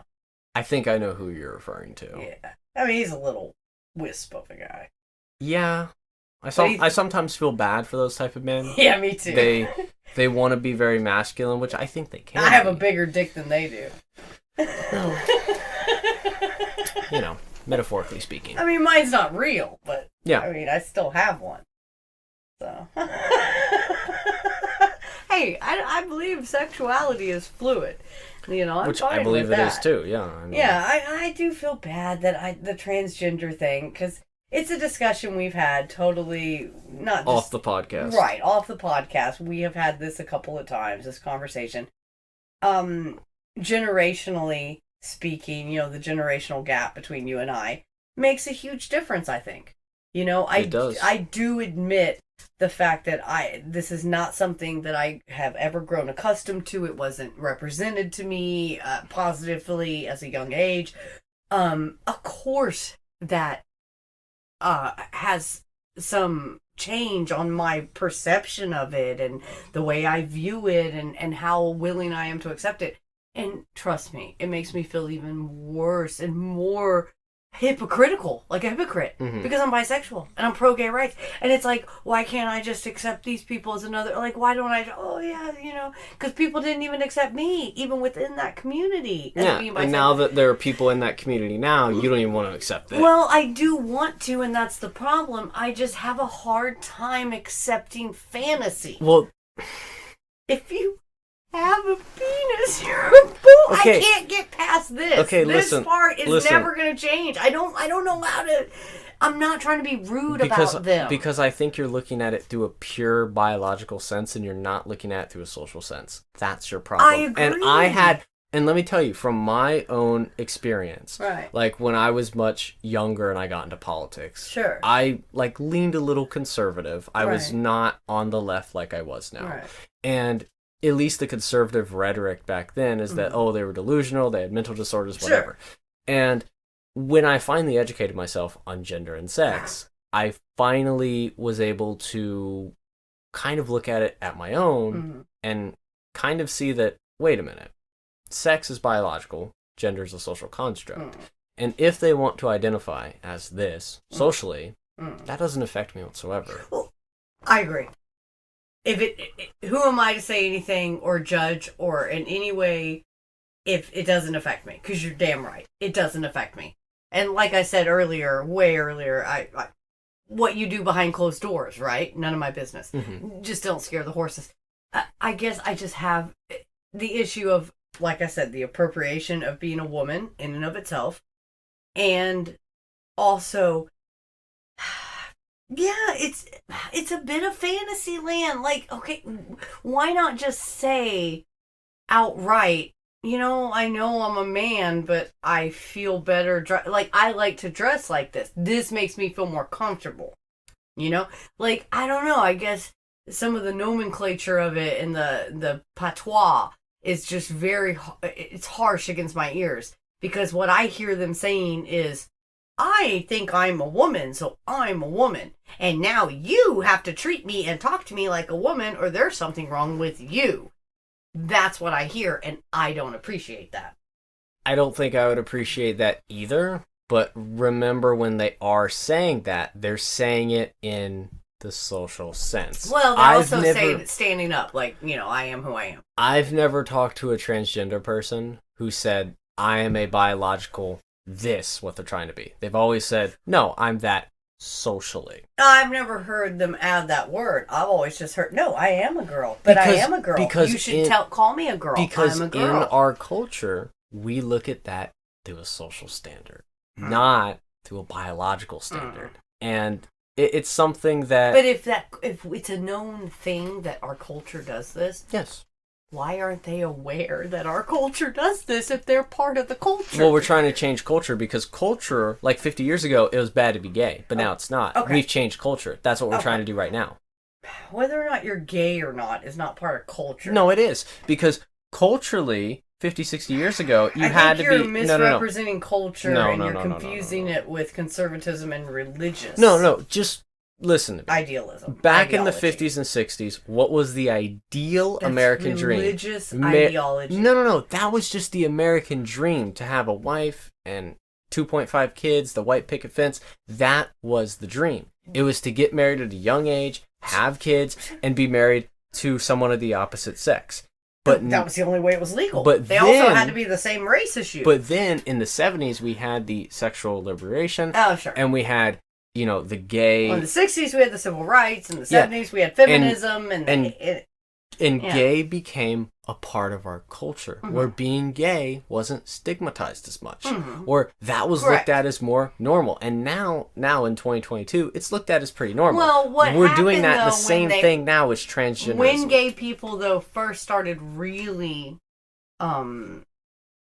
using the power of their standing up for themselves, coming out of the closet, so to that speak. Wasn't a part of culture 50, 60 years ago. Yes, I agree with you on that, but what I'm saying is what was an unfortunate side effect of the beginning wave of it is you had a lot of gay bashing, you had a lot of, and I'm not at all saying this is good, this is terrible, but that did happen.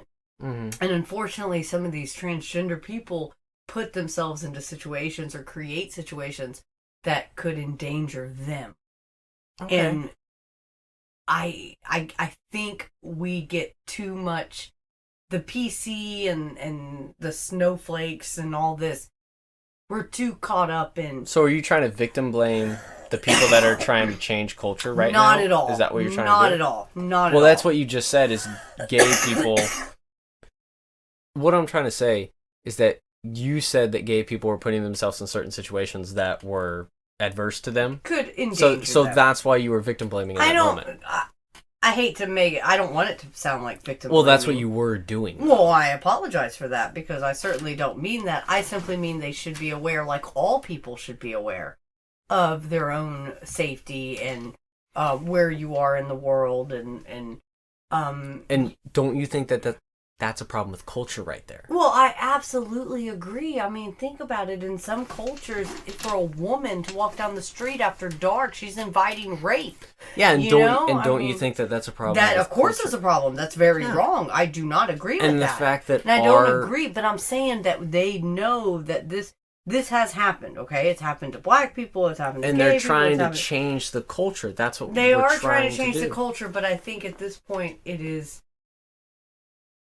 What is the culture perfect at this moment? No, okay, I think they're just throwing caution to the wind because there's so many almost like that Karen mentality. Like, well, get me a manager, Like, I'm gonna figure this out right now. Well, how dare you refer to me as him and not her? What do you propose? How these people change the culture then? Well, I think that it does take a lot of time. And you have to go if you have a better way of changing culture. We have things as peaceable as simply get together, have a little sit-in, have a little march. Don't go on Tinder dates portraying yourself to be a female when you still have a penis. You might get killed. That something does happen. Again, but you're being That's very an individualistic. You're being problem. Very hyperbolic with your examples. You're saying like, oh, well, there's this small obviously that's a problem with my generation too. We're hyperbolic. Well, no, I think that the media that maybe you consume or maybe you see is presenting you with a certain thing that is not happening that much, but yet you see it once or twice and you think it's happening a lot because you think it's a trend. And see, well, what is bothersome to me is like, right when you said victim shaming, I thought in my head, it's like, no, I'm literally only wanting to say it because I'm not wanting these people to put themselves in danger. Mm-hmm. Like, that's my thought process is, please don't put yourself in a situation. You know, like, I don't think that a woman walking down a dark alley wearing a miniskirt is inviting rape. Of course not. It's not her fault if that happens to her. But if you know you're in a dangerous area, don't walk at night alone. That's just called being safe. If everyone was as knowledgeable as you, maybe the world would be a better place, wouldn't it? I am not that knowledgeable, so thank you for your sarcasm. Well, that's what I'm trying to say, is that not everyone has that intuition that you might have in all those situations. Sure. Because some people don't have the choice. Okay, well, you're presenting a certain situation, right? You know, there's many other situations out there that you might not have the correct intuition on. Therefore, victim blaming is saying a person is putting themselves in a situation that I know is bad, but they might not know is bad. Well, that's what I'm trying to say. I still don't blame the victim, though. I don't blame the victim. So I absolutely will refute that it at all is part of my train of thought. I in no way, even after, if it was to happen, think, well, you did it, you know, you should have known better. Mm-hmm. I simply want it to be known, hey, maybe everybody should stop and think about what they're doing before they do it. You know, I don't want you to be hurt. But that requires intuition, and many people do not have all the intuition in the world. And that's why we should talk about these subjects. And people of my generation that maybe don't understand the new modernization of culture should also say, you could be putting yourself in the dangerous position. Well, that's why you try to change culture, and that's why that these people, especially these transgender people, are trying to change culture it doesn't in change ways. Bad people, though. No, you know what I mean? It might change bad behavior, though. It can change bad behavior, statistically speaking, on a graph or a scale. But you're always going to have your bad apples. We know that. Okay. We know that. Yeah, but I'm trying to say, be safe. Everybody should be safe. These people are trying to change culture. That's what they're trying to do. Yes, and I just... It seems that you just don't want to accept it. This is what I get from you, is that you like how culture is now. And the fact that it's going to a certain direction of this fantasy land, quote unquote, that you're saying, it's a fantasy you think that, it's going in a bad direction. And you don't like it that direction. If I wear fake wings, doesn't mean I can fly. You know what I mean? You have gone through... Put on a dress doesn't give you a vagina. You've gone through the journey of life, okay? Mm-hmm. And you've put your stake in the ground. And that stake is in the ground. It's in there. And you don't want to keep moving. Because you see it going in that direction is worse. That's what you see. You see, if I go any further in this culture, I don't like the direction it's going. I'd like it right here. Because because you've accepted the sexual spectrum, okay? Which is a relatively new thing. And then now the gender spectrum, you seem to I just not don't think it's as prevalent as it's portrayed in media. Okay. And statistically speaking, it's truly not.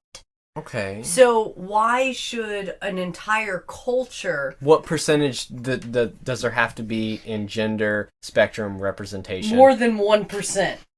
Well, there is more than 1%. I'm saying transgender. More than 1% of people identify with a gender that is not male or female. Well, nowadays you could be a fucking cat. If I could tell you right now that I'm a fairy or a queen, and you have to... I mean, come on, we're changing grammar now. He, she, okay? Adjectives. If I tell you from now on you have to refer to me as a model that is beautiful and blue-eyed, none of those things describe me. Let's get back to the... But that's who... No, that's who I am in my mind. So how dare you disrespect me and not refer to me as such? That's how do I refer to you as that? You should, every time you speak of me, you should say that I'm 6 foot tall and I'm 110 10 pounds and I have blue eyes. Every time you talk to me, you should refer, or talk about me, you should refer to me as such. Even though none of those things describe me. I have brown eyes, I'm 5 feet tall, and I'm a little chunky and overweight. So, I mean, come on. Well, those are adjectives, those are descriptors, which pronouns are descriptors of what we socially view you to be. You are a white male. Mm-hmm. You can't wake up in the morning and decide to be a black male. No, I can't. No, you can't. So, therefore, you also can't wake up in the morning and decide to be a female. Why can't I? Because you don't have black skin. That's why you can't be a black male, and you don't have a vagina. That's why you can't be a female. Because you're only appealing to biology at that point. Okay, well, you're only applying to melatonin in the skin, saying you can't be a black male. What if you're an albino? You could be as white could be, but you're still black. Right? Aren't you black? Okay, well, if you're going with what does black mean to you? Does it mean that you're African American? It's a certain ethnic group. Does it mean that you're... Wait. I know a white guy from South Africa. He actually applied. I know him personally. He actually applied for a scholarship. And as an African, and in South Africa, he's from South Africa, walked into the interview, and the people looked at him and said, "Oh, must have the wrong person. No, it's mine." And, and it's a South African. I can't do it. I'm not going to do it. But it has an accent. And they looked at him and they said he couldn't get the African American scholarship. Okay. He said, "Well, I am African American." They said, "No, you're not black." Okay. Well, let me just say to that, I'll clarify my take here. African is an ethnic group. Black... He was African. He was born in South Africa. That's what I'm saying. It's not... I didn't say color. I said ethnic group. Listen to my words. But they denied him due to his color. Okay, I'm not agreeing or disagreeing with what they said. But I'm just saying social constructs exist. Let me just clarify my take, because you asked me a ton of questions here. I'm saying that African is an ethnic group. Black people... Are black. That's the same thing with white people. They're not an ethnic group. They're just white people. Yeah, we suck. We come from the land of Caucasian. Yeah, so, that's how I see that. That's how I look at that. That's my take on that. Right. What was your other questions? Because you spitballed so many. So many I'm just saying, it was for African No, not on Americans. that. I'm saying going back to, the gender thing. You can't wake up and view yourself as black. Yes, that's melatonin. Melatonin is what in your skin... Pigment. Okay. Yeah. What if I get tans? Then can I refer to myself as black? Bronzed. Well, I'm saying you can tan your skin to a certain point to where you get dark enough. That's true. But you would never be black. Nobody would. You have blue eyes. I'm looking at you right now. I think you're conflating black with an ethnic group. Okay, you're not just looking at black as a color. No, I think the world socially already does. But you're agreeing with them. No, I think black refers to African Americans, and Cubans can be black, Dominican Republican, Haitians. You're just looking at ethnic groups. You're not just saying the color of their skin. I'm trying to say, if let's say I got super tan and then I was dark enough to be black, then I would be referred to as black. Not an ethnic group. We use the terminology black in America to describe African Americans. Okay, that's what I'm trying to get to. Is that so? If I was to use it properly in the term that is used right now as we speak, no, you could never be black. Yeah, because it's just like the gender and sex thing, right? Because people conflate gender and sex as gender, but you still as not a social construct. Black, you'll never be black. Just let me get through my point.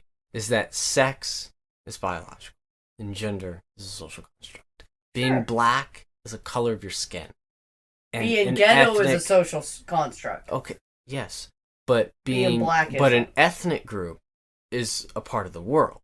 That's right. That's not a social construct. I agree. But black, just the color... Sure. It's just a color at the end of the day. It's just a color at the end of the day. So you, as a white person, can be dark enough to maybe be considered black. No, or I can be dark enough to be misrepresented or thought of as black. But that doesn't make me black. I know, but I'm trying... That doesn't make me... That's the same as me saying... No. You're not getting it. That's the same as me saying that somebody that looks like a female, if you represent yourself and you're dressed as a woman and you totally look like a female, I'm probably going to refer to you as man because I don't know what's between your legs and I'm not going to ask. However, if you present as what is socially defined as a male, I'm going to refer to you as sir because you look like a man.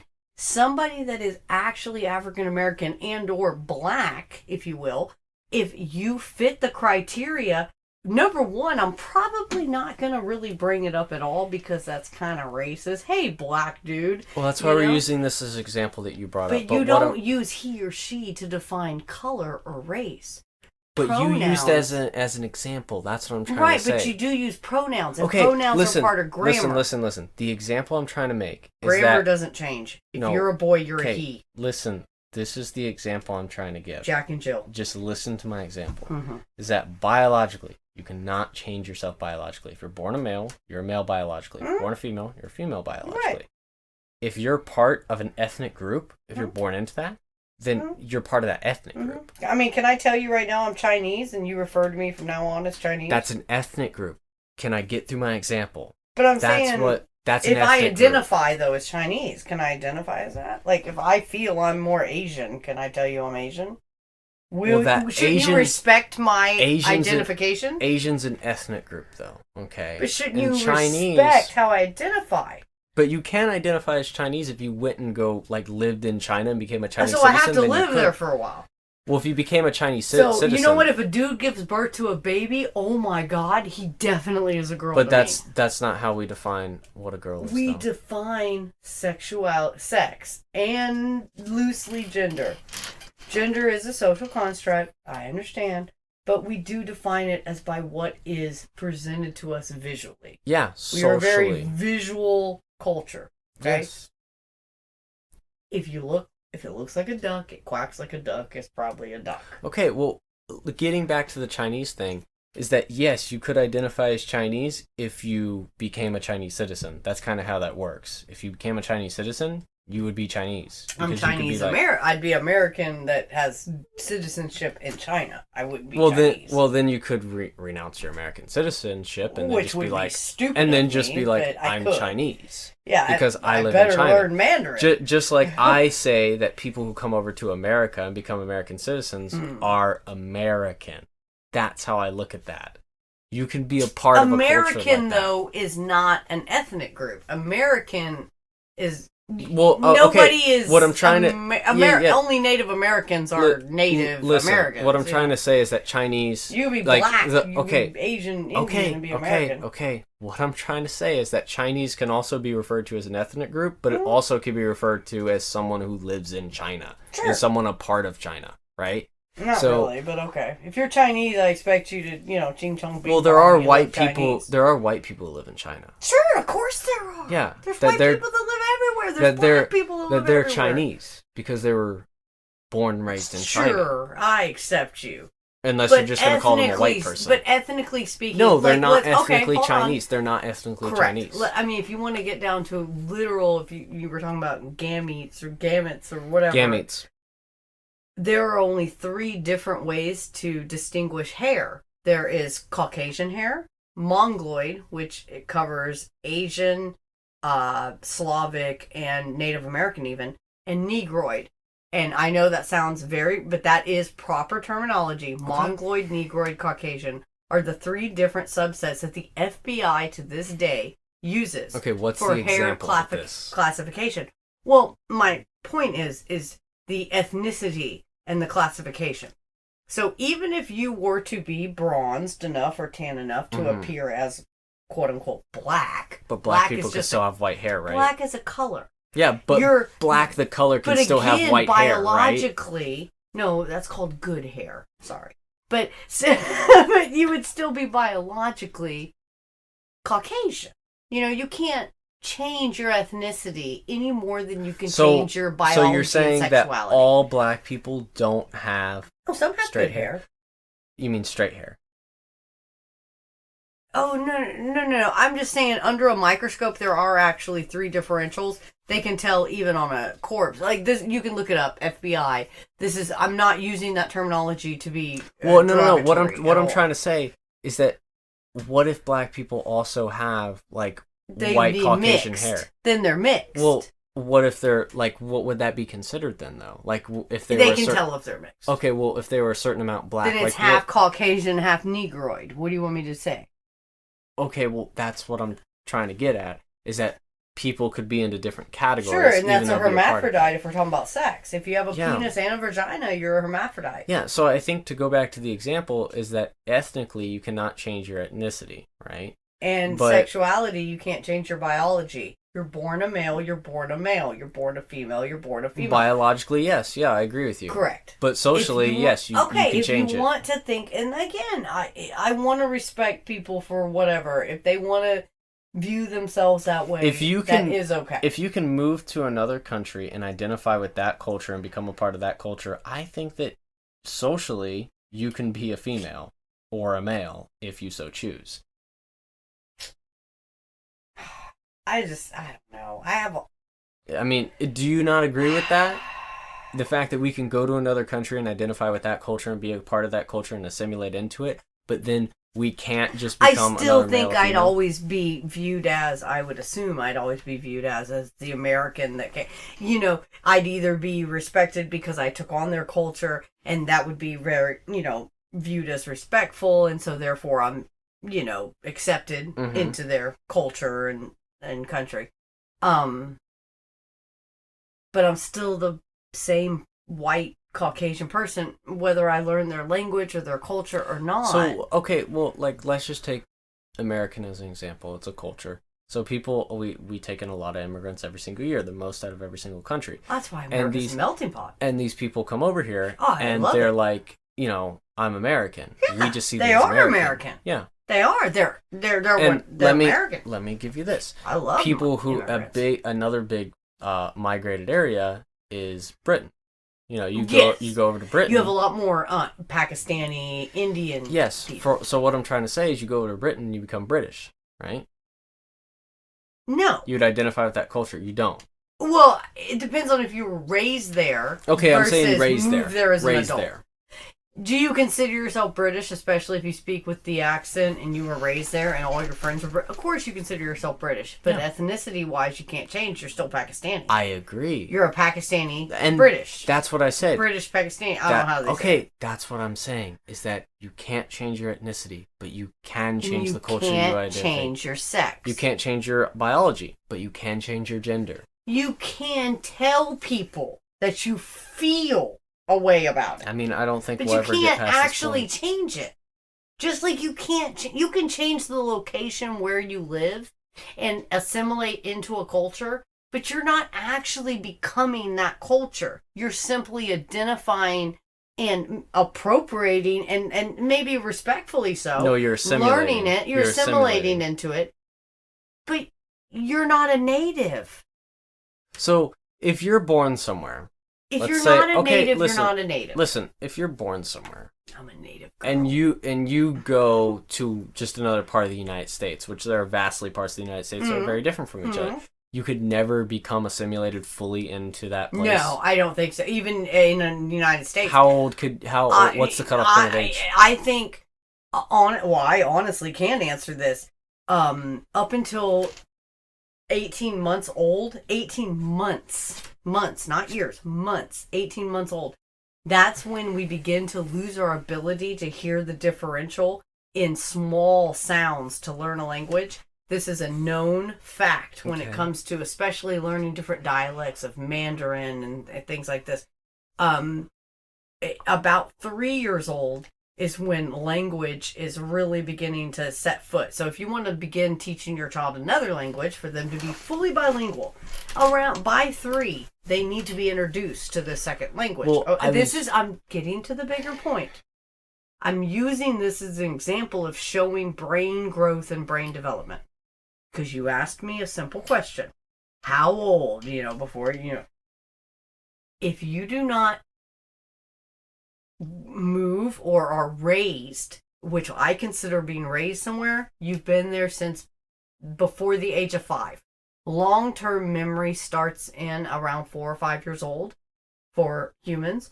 And if you have not been there previous to that time or around that time, if you don't come to somewhere till you're 10, right? You're raised in Australia from 10. and you come to America, and you start school in America, but you were in Australia till you're 10, you will have an accent, an Australian accent. What's wrong with that? No, the point is your brain has already developed in this culture that you were raised in, right? So even if a new culture is introduced, I'm not saying you cannot officially assimilate and be okay with that assimilation, and take it on and be very respectful and have a great life, and maybe even lose partially the accent, where you go home and your Australian friends make fun of you because you sound American, right? But it really does, to be part of that culture, you have to have been raised in it from a baby, And so my question was that a person cannot fully assimilate into a culture after the age of 3, what you're saying. Yeah. 3 to 5. You truly believe you could assimilate into the culture, but I don't feel that you would ever be like a native. You're wanting me to... Do I think you can assimilate and make do, like be part of that culture, learn the language, learn the customs, truly be a citizen? Sure. Would it be as effective or as, impactful on your brain as it would if it had began earlier? Of course not. Well, maybe it would, because, obviously, if it's introduced to you earlier, then, it would have more of an impact on you. But what I'm saying is that if someone become part of the culture. If someone migrates to someplace, I think that they can become fully assimilated in that culture. Yeah, I love immigrants. I have no bad ill I'm not saying the same thing about immigrants. I'm just saying this in general. I'm just saying if anyone migrates to anywhere, I'm just saying a Native American or just someone who lived in America. Native Americans don't tend to assimilate other places. I'm fixing my terminology. I'm saying if someone who's born in the United States was to migrate somewhere else in the United States, they can become fully assimilated into that part of the United States, even if they were not born there. But it is a known fact, especially when you get into smaller towns. The whole idealism behind everybody knows everybody, small town. Outsiders are viewed as outsiders until you're there generationally. Like, seriously, there are some small towns in America that it is a thing. They will say that, they still are considered outsiders because their parents' weren't born here. Yeah, and do you know why? I'm not saying I agree with that. That's social conservatism in a Yes, nutshell. and I'm not saying I agree with that, but I'm saying it does happen. That was my only point. Because I'm not saying I agree with that. That is social conservatism, though. That's hard social conservatism. Okay. Well, I'll just ask you a direct question. All right. How do you identify? What is your sexual identity, or where are you on the spectrum, if you will? I would just say I'm a male, average male. Like, cis, isn't that what we say? Cis? Yes, cis male, So straight? I don't identify as, like, non-binary, transgender, none of that. I just identify as, like, a male. You're a man. Okay. Yeah. So you recognize that you biologically have a penis. Well, I'm just saying, in a social sense, I just identify as a man, and then, of course, biologically I am. So it is amazing to me. The newer generation is so open to this new social construct. In my day, for a woman, it seems more of a thing that a woman, and I guess maybe that's even sexist of me to say, that would be more open to this, we should let people feel how they want, because it tends to be a more female attribute to be more accepting, loving, motherly, this type of thing. Whereas males tend to be, in, my experience and media portrayed, to be gay is a hell of a lot more looked down upon than a woman lesbian. To be bi for a male is way worse than for a female. A girl is bi, oh, hell yeah, get the hot tub and the babes. A man is bi, ooh, you're gay. That has been the way I've been raised. So it is neat to me to see someone your age, because you're 20 years younger than me, but yet identify as a man, but yet still be so culturally aware and accepting of the modernization of this. Well, because I personally, on a personal level, want people to be respected about who they are. And if that is how people find respect, simply identifying with another gender, then I think that should be encouraged. Well, I agree with the respect. 100%. I have not one negative thing I can say about that. And that's I want to be respected. That's the whole reason I look at the transgender movement, or just transgenderism as a whole, how I look at it. I look at it as a sense of respect. Yeah. Is that I grew up in the South. I grew up hearing that respect, a little bit of respect goes a long way. So I look at it in the sense of, if they just want to be called a certain thing, why is that such a big problem? And to many conservatives out there who have a problem with transgenderism, I honestly think they just want to have this battle because they just like stirring up shit. Like, honestly, I really believe that. Because to me, this little thing that is very small and insignificant, just calling someone what they want to be called, doesn't have to be a political thing. It literally could just be a sense of respect of, how we respect people's religions and what they believe. If that's as far as it went, I would 100% agree with you. The unfortunate part that I think causes groups, social groups or conservative groups, or even church groups to get involved, parents even if secular, is the fear behind the bathroom usage, behind I think it's just fear in school. I think that's just fear mongering. I think it's just fear mongering. That one side does. But in California, it has been brought into the curriculum, and as young as 8 years old, I've heard, has been. We start teaching sex at 8, so I think starting to teach gender at 8 is very important. Sex ed is typically taught between 9 and 11 years old, and that literally is purely biology.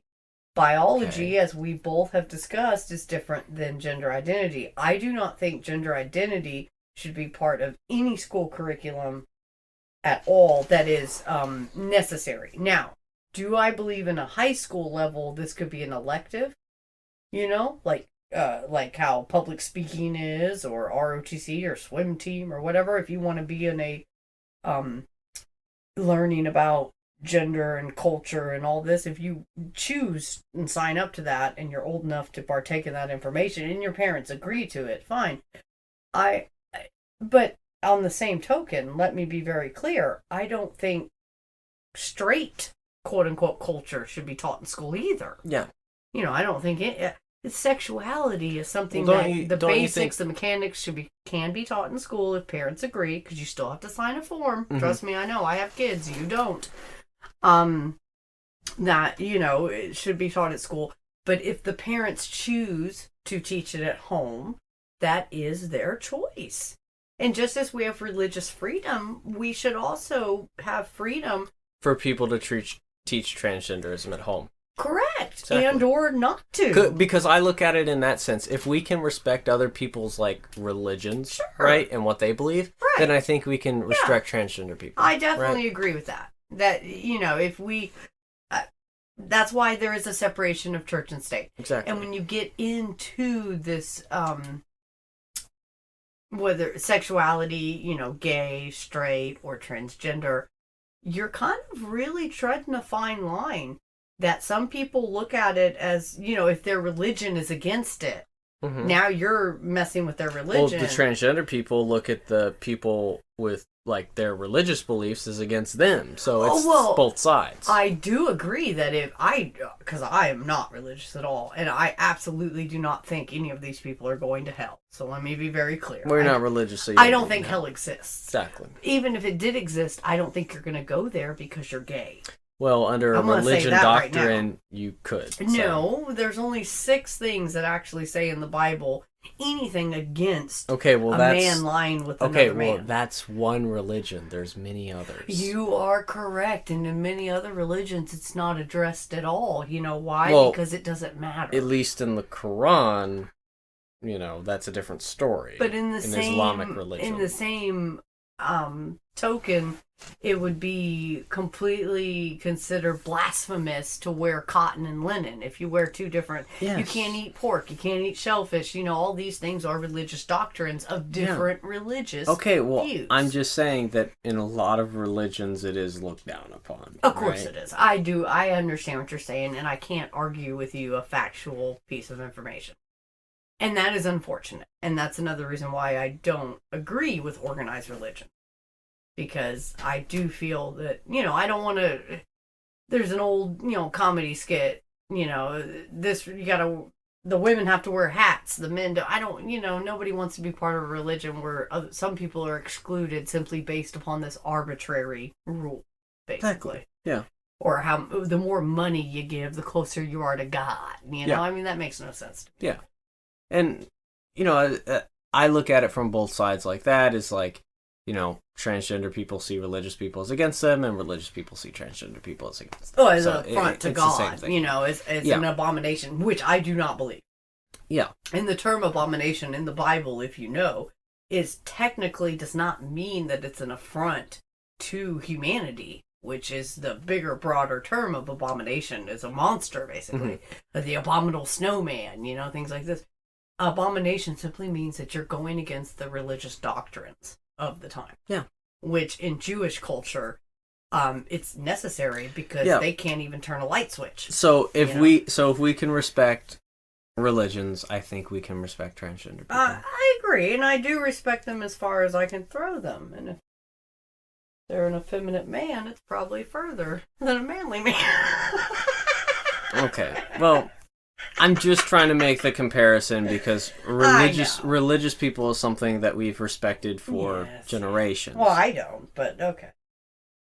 Well, maybe you have much more of like a authoritarian view of your philosophy of where my philosophy is right and everyone else is wrong. No, I just think religion is necessary for the sheep of the world. It is a necessary thing.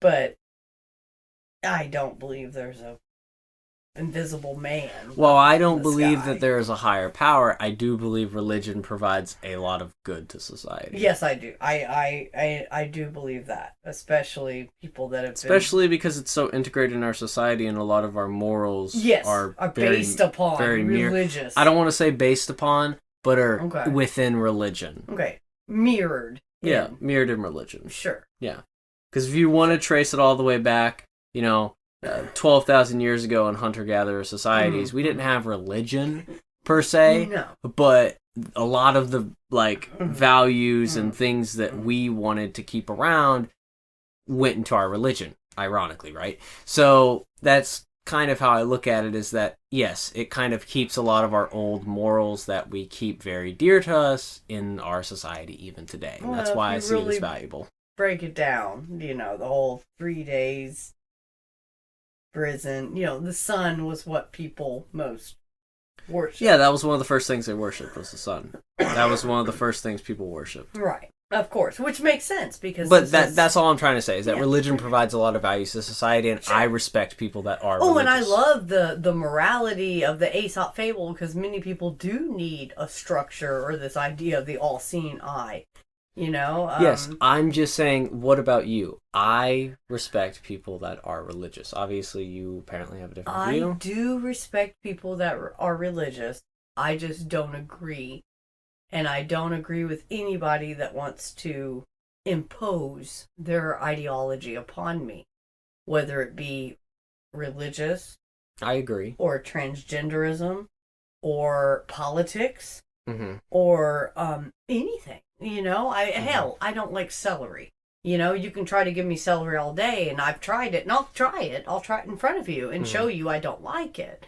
So if I'm willing to accompany you to a religious ceremony, not saying that you go to attend such things, but if you were to invite me and you're my dear friend, of course I would accept. Or if you're my dear friend, you would know that I'm probably not into that. Well, it sounds like you're not very open-minded to those things because you don't see them as providing value to your life, but they absolutely could. They do provide value to many people's lives. I have friends that are Catholic. I have friends that are Mormon. Well, how do you know it doesn't provide value to your life specifically? Because I have been part of the church. Okay, well, the celery salesman could provide health to your life, just like the religious person. And if I'd rather vomit it up than swallow it down, okay, then I'm done. But we can see that as healthy to people, right? So maybe it's roughage, maybe certain like religions and certain like morals they believe or anything they believe could provide more value to your life. If you need religious text and fear of a place of eternal fire to keep you from murdering somebody, that's not what I'm saying. No, I'm just stating that if you do need that in your life, I absolutely think it's essential. Well, I'm trying to say is that there's certain things that religions value that are like very good for us, sure. Right? Like community. Like imagine if you were religious and you started valuing that more and valued getting out and meeting people and having a community. That would probably be better for your overall mental health. So maybe go to the bar. I mean, what do you want me to say? Well, go to the library. Well, find people that read books. I'm just saying it's something you don't really value now, but if you did value it, it could be better too. But I have been involved in a church society. I have been involved in it, and my dislike of the church has nothing to do with my sexuality. Well, what I'm trying to get is just try to have a little bit of a more open mind, because this goes all the way back okay, well, this goes all the way back to your social conservatism, and you're not wanting to accept the transgender people, is that it seems like you have a much more closed mind that you cannot see even now. Of social conservatism is revolved around church. Well, no. Social conservatives. When people say that, enjoy church. Okay, well, people can say that, they can conflate that, but social conservatism, in essence, its very simple definition is keeping the status quo. How many people do you think actually know the definition of secular humanitarianism? A good amount of people I talk to on Discord would. I meant the average Joe at Walmart. I don't know. But what I'm trying to get to is that social conservatism, in essence, is keeping up with the status quo. So you like what the status quo is, therefore your mind is very closed. No, if that was true, that would mean I would like going to church. More people attend church than do not. No. Well, more people nowadays identify as Christian, should I say, than do not. 80%, they say, of American population and of the world, they say, 80% of the American population not Christian. I can tell you that right now. Catholicism is folded into that. I still would have to look up a statistic, but I do not believe that for a second. It's very high. Okay, I know it's very high. Maybe my statistics are from the 80s or the 90s. But what I'm trying to say is that social conservatism is not about church. It's not about just being religious. It's about keeping up with the status quo and about keeping up what you've always believed in. Do you honestly believe, though, that doesn't at all have any effect on No, because social conservatism is different to different countries and different people. Sure, but I'm not arguing... Because you grow up conservative, but you grew up non-religious. I'm not arguing your verbiage or your nomenclature. I'm simply asking, when it comes to American culture, conservatives... so when I hear social conservatism, I'm thinking of conservatives. Listen, I lean more social conservatism. Sure. And I'm not conservative. And you're not religious. I know that. What I'm trying to say is that you grew up conservative, but non-religious. Right. That's your definition of social conservatism. You're trying to keep up with the time you remember. I don't have a definition of it. No. Your social conservatism is that I do accept the sexuality spectrum, but I do not accept the gender spectrum, because that's not what I believe, and that's not what I was taught at a young age. Therefore, it's new to me, and I don't like the newness of it. And that's what it comes down to. I accept that a few small percent of people have this issue. And again, it seems some of those people have a mental disorder. It seems like you're on the very edge of it, because at some sentences you sound very just appeasing to it, and in some sentences you seem so defensive. That's why I'm saying you're You're on the edge of closed-mindedness well, right now. I know. You might as well call me the washing machine because I'm wishy-washy. You're just on the fence I'm all on the the time. fence. Because sometimes you'll say something throughout the podcast. Because I want to be respectful, but I also don't want to go against what I internally feel. And then when you bring up, like, oh, if he has a penis and he's a boy, that's the part you're bringing up. Well, that's where I'm sorry. I'm never going to change my opinion on the biology That's why I'm saying you're closed-minded. Well, I just have a hard time overriding 41 years of my own social indoctrination. That's what I'm trying to say, is that you're got to the age now to where you're just closed-minded off of things. I don't want to be there. If something does not agree with my beliefs that I've been taught for this long, therefore I'm not going to believe And I don't like thinking of them as beliefs because a penis and a vagina aren't beliefs. They're it's tangible. Biology. But you don't believe in penis, I can But you don't believe in the the gender spectrum. That's the thing. Well, who's to say any more than they are what they believe? Like, if they say, like, this is how I identify, right? This is how I think. Mm-hmm. Isn't it fair to say that within a year, a month, or 6 years, 10 years, they might change their opinion? Because... But the question I have is, so am I right to immediately accept what they think?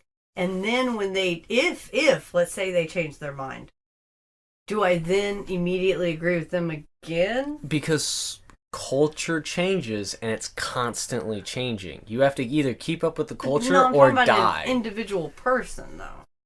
I'm saying... If I have a friend, and he's a man, and he tomorrow tells me he wants to be a woman, and for 10 years live his life as a woman, and so I call him by his female name and all this, and then 10 years from now he tells me, that was the worst decision of my life. I don't know why I did that. I'm so glad I didn't have the surgery, or I want to kill myself because I had my penis cut off, whatever. Now am I supposed to, in my mind, if it was my dear friend, someone I'm close to, I would say, oh, thank God. Oh, God, thank God you didn't cut off your penis if they didn't. Or, oh, I'm so sorry you did. I wish I would have spoke up. But I just wanted to be, respectful, so I never argued with you to get that surgery. What am I going to say to this? Like, what's the point? But how is it? If you're their friend, give your honest opinion. My but honest also opinion try to accept is them. that they should not get their penis cut off. Well, then you should be able to either accept your friend and also share your opinion at the same time. I just know what high statistics it are that people regret this surgery. Not just because of perhaps wanting to revert back to original gender. Sometimes it's also about the lack, or it's a bad surgery, or the lack of sexual activity. Okay. Don't we have the freedom of choice in this country, right? You can make the choice. Oh, sure. You can drink yourself to death. You can smoke yourself to death. You could do heroin on the side of the street. Right. Yeah, well, you can go to jail, heroin, and... I'm just saying, you can have all of these... You definitely drink yourself to death. You can... Okay, yeah. I'm saying you can have these lifestyle changes throughout, your life in the United States. We're in a free country. Just because you eat a salad doesn't make you skinny, though. Okay, I understand. Okay, well, just because you put on a skirt doesn't make you a girl. No. Well, yes, if you're not... No, because we're not talking about identification at that point. We're talking about because if I put on a skirt and I don't identify as a girl. But what if I don't know whether or not you want to be identified as a girl? That's why you ask someone for their pronouns. But why would I ask that question? Because it's something that we do nowadays. I guess that too is hard for me. I'm not gonna lie. That's a change of culture. That's really hard for me to even think. I don't mean hard for me to do. I mean hard to think. Let me say this. 70, 80 years ago, it was okay to say the N-word in public. Now it's not. Same thing with saying your pronouns. It's becoming a norm. Well, but if someone introduces them, however you introduce yourself to me, if you say, hello, my name is blah, blah, blah, whatever that is, I don't give a flying rat's tail if it's a female name or a male's name. However you introduce yourself to me is how I will refer to you. Yeah. Okay? Okay.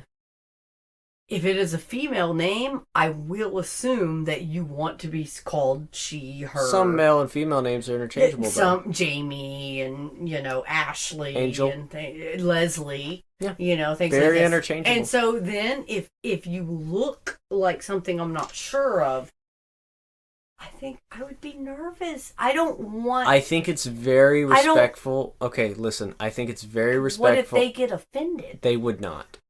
I think it's very respectful to ask someone for their pronouns than just assuming, because guess what? Assuming makes an ass of you and me, right? Yeah, but I would rather assume than ask, and they're like, I'm a girl. Why is it bad to ask questions? But what if they get mad at me that I ask? Because I don't know them, so I don't know what they're... Let me say this. I think it is a lot more respectful to ask someone their pronouns than just assume what they are. Because you're taking the time to ask a question. See, pronouns, though, are grammar. Yeah. And a he refers to a boy, and a she refers to a girl. Yes. Boys have penises, girls have vaginas. And that's for everyone. Well, some have both. Okay. Some have some on the outside and different on the inside, but a boy has a penis and a girl has a vagina. I mean, this is just... It's not like this is a new concept. You're speaking basic level biology, but you're not. When a baby comes out of a woman's womb. Yeah, because we don't gender the baby. We say the sex of the baby. Yeah. We say the sex of the baby. That's correct. That's biology. And so when somebody asks, did you have a boy or a girl? They say, oh, I had a boy. Or a girl, whatever it is. Yeah. And, do I agree, that means they're going to be, everything is trucks and blue and this. No, of course, those are all social constructs. Those are social things that you may prefer to do blue, but you may paint it green or yellow or, something like this. You may choose to let the child decide what kind of toys they want to play with, which I definitely agree that you'll probably receive if it's a boy, more boy toys. But if the child at the store wants a doll, buy them the fucking doll. No big deal. You're fine with that. But toys I'm not putting a dress on my 3-year-old. What's wrong with that? They can play with a different toy, but they can't wear a dress? They can wear a dress for Halloween, for... No. Around the house. I'm not sending them to school in it. There's where I draw the line. Listen, I'm not going to send them to school in it. Follow this rationale. I'm not going to send them to school in a dress because it would make their life harder. Okay, well, follow this rationale with me. You say that toys... are genderless. They're genderless. That you don't see them as gendered toys. Culture has already decided a dress is for a girl. But clothes. Culture has already decided that, and they fit different. The sizes are different. But shoe sizes are different. Okay, yes, it is true. Okay, well, with toys, they're still marketed gender-wise. I agree, right? And I don't think it should be like that because toys are toys. But why should clothes be marketed by gender? Because dresses and clothing, that is that's not something you're just fiddling with, playing with. This is something now that you present to the world. What's wrong with the boy wearing a dress? I'm not gonna put my little boy in a dress because my little boy is a boy. If he would prefer to wear a dress, I would explain to him at a very young age, okay, if you want to wear mommy's dresses or dress up in mommy's clothes, or I'll buy you dresses, but you can't wear them to school. If you tell your friends, okay, but somebody might make fun of you. I would tell them the truth of the world. Why they couldn't wear a dress to school? I don't feel that's appropriate. Now that I will absolutely state without. So it's appropriate for a little girl to wear a dress to school, but not a little boy. I don't think it's appropriate. I don't think it's appropriate for a boy to wear a dress at school. No, I don't. And why is it appropriate for the female to? The little girl. If they don't want to, they shouldn't have to. Okay, well, I'm just saying if the little girl wants to wear a dress to school, why is that appropriate, not for the little boy? Because it's a dress and they're made for girls. Don't you think that's a little bit arbitrary? No, it's a dress. And it's made for girls. But there's nothing arbitrary about that. No, it is, yeah. So do you go shop in the female women's section? Do you go to the women's section to shop for your clothes? Well, like I said... Do you go to the women's section to shop for your clothes? No, because I don't like those clothes, no. So you don't shop in the female section? No. Okay. Would you assume someone shopping in the women's section wants women's clothing? I'd assume so. Right. And the the time women wear women's clothing. Some men wear women's clothing. Correct. Children do not get to decide. Children are children. Mm-hmm. Little dresses are for little girls. And it should be up to the parent, right? It should be up to the parent. So a parent can choose whether they put And you should homeschool your child if you're going to allow your little boy to wear a dress, because that is not welcome in my public school system. Why is it not welcome? Because they have a penis and they are a boy. So dress equals If you're under 18, you don't get to make the choice. I'm sorry. Well, that's what I'm saying. At home, you can be whatever you want. Okay, well, let's say if the parent says okay to the little boy wanting to wear a dress. Why should I don't have a daughter. I don't have a daughter, but if I had a daughter, why should that little boy who has a penis be allowed to use a restroom where a little girl... We didn't even get into the bathroom. We didn't even get into... But locker rooms... We didn't get into the bathroom issue. Okay. We're just asking what they wear. What if they're on the playground and the dress floats up because of the wind and they see the penis or a bulge? Let's just say they're wearing shorts just to make it, sure. Succinct. But they say, oh, what's that? What do you have in your pants? Oh, I have, don't you have this? But a lot of boys wear shorts. But what if the parent has literally allowed the boy to call himself a girl, right? That should be okay. He's referring to himself as a girl. That should be fine. And he's a child. Yeah, I agree. This is not okay. Because now you are okay? creating confusion amongst many children. Because now you're going to have little girls coming home and, oh, why don't I have a penis? Oh, Daddy, let me see your vagina.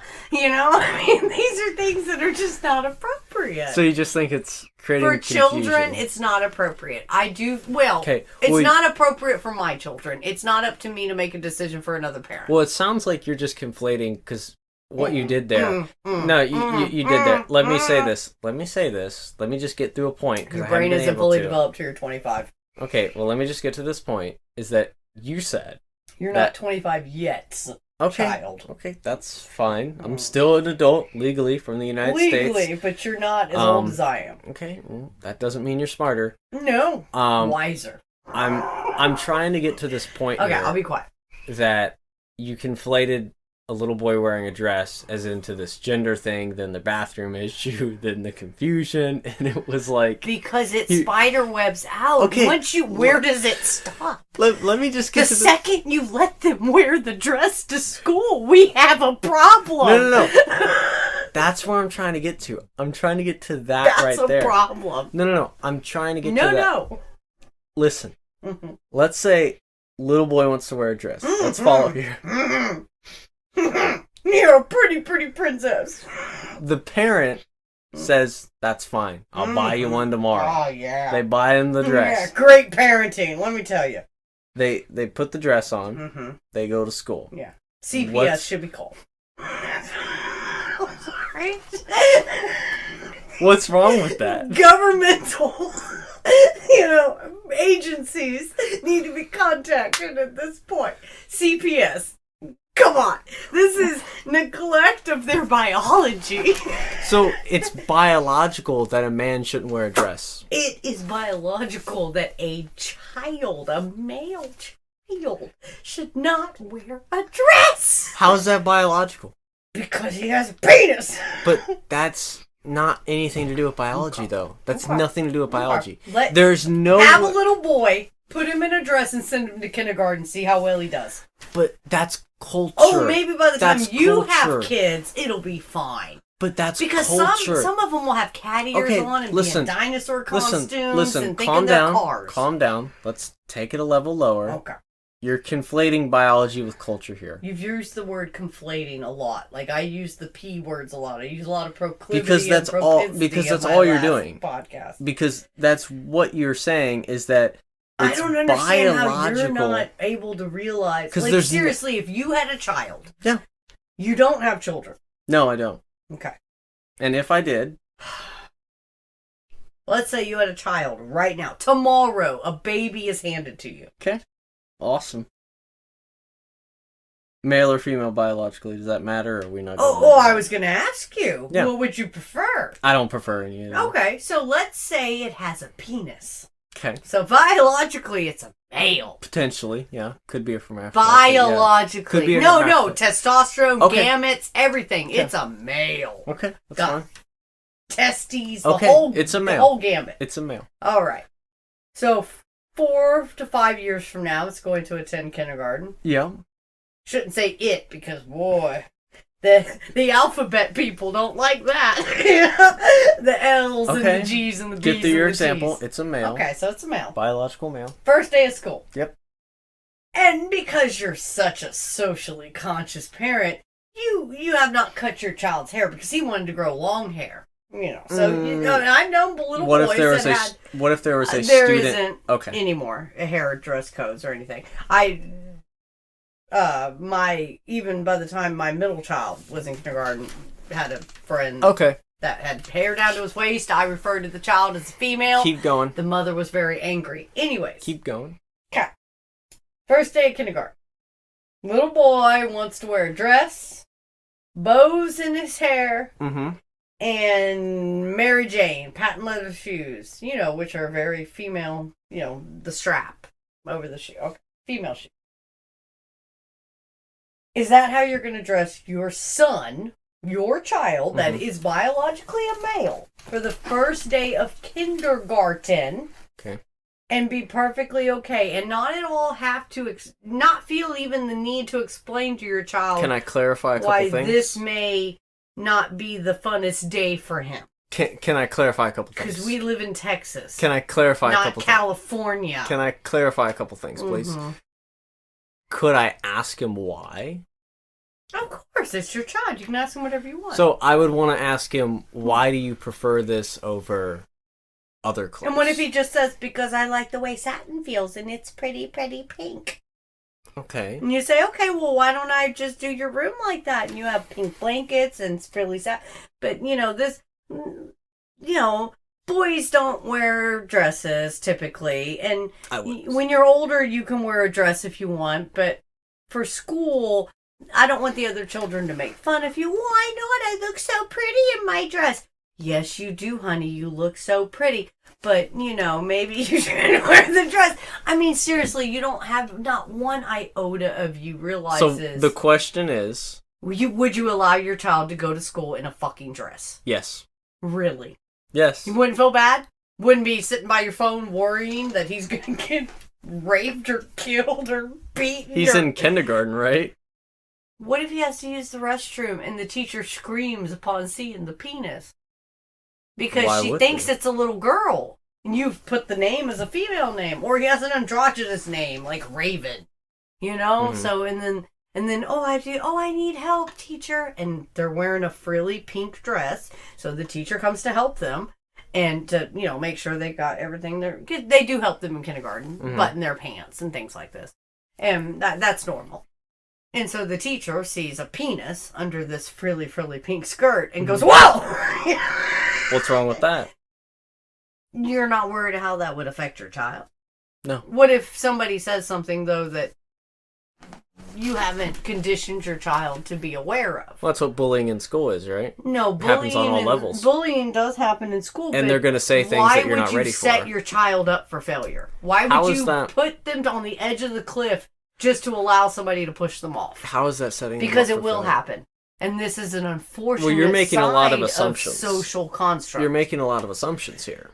I am. I'm assuming. You're assuming that you will not send your son to school in a dress because I will come up out the grave and get you. If they want to wear a dress, they're not wearing a dress to kindergarten. Then I'd concede. Yeah, I'd be like, okay, fine, you can. Homeschool them. No. You're going to send them to public school. So what if they're already told, you're told as the parent, they will not be allowed to use the female restroom because they're a male. They have to use the boy restroom. You would still send them I would have to explain to them, like, hey, you can't wear... Because I do agree that they should be allowed if the child is that into it. The nurse's bathroom and exactly. Teacher bathroom. That's what I would try to come back at. Sure. Yeah. That I completely agree with. However, before even getting to that point, I'm not going to lie. Previous to being 18, I don't believe children not just have the right, which they don't legally, to change their sex. And they don't. You can't change your name legally. You can't take hormone therapy legally. You could actually do can actually start taking hormone therapy younger and younger now, but, You see what I'm saying? It's a little bit different. You legally can't change your name till you're 18? No, I don't think okay. No. So if you were born, what's a very, very manly name, Jason. Manny. Ryan. Ryan. Like no, that could be a female name. Jason. That's a good one. That's a very boy name, okay? Eric, it's a very man name, okay?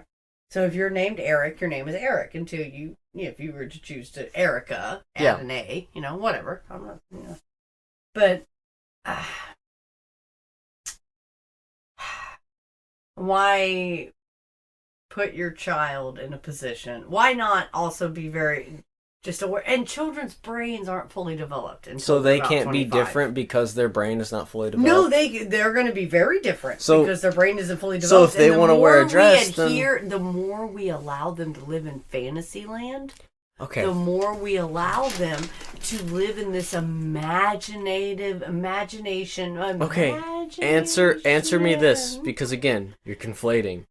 Answer me this. How is wearing a dress in Fantasyland, it's a piece of clothing? You sent them to school like that. That's a problem. That's child abuse. How's that a problem? Child abuse. How's that a problem? If they have a penis. If they want at home, they should be able to wear the dress. If they want to wear... If they want to sleep in a dress every night, let them. If they want to wear... If they want to curl their hair, wear makeup, let them. If they want to wear a certain piece of clothing, I don't think that's living in Fantasyland. Don't you think that it's something that fathers teach daughters to be aware of their own sexuality, of being ladylike, how to sit, how to dress? I'm not, again... How you had These brought are up social constructs. Again, how you brought up victim shaming. Yeah, it does almost. I could see where that might fall in that category. It's not though. Teaching people to be aware of what is the quote unquote norm. That is, there's nothing wrong with that. I would say that it is a good thing to teach people teach your of the culture. To be safe. I think it's a good idea to teach them what the culture is.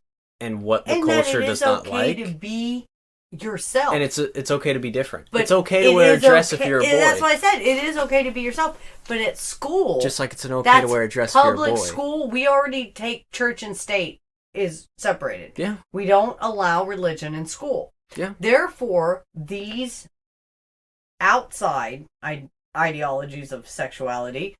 They shouldn't be something that my child could inadvertently learn due to your one freak child that wants to be a girl. So listen, again, you're conflating. If a boy wants to wear a dress, how's that connected with them wanting to be a girl? What if they just identify as a boy? Because that's all you were asking about the dress thing.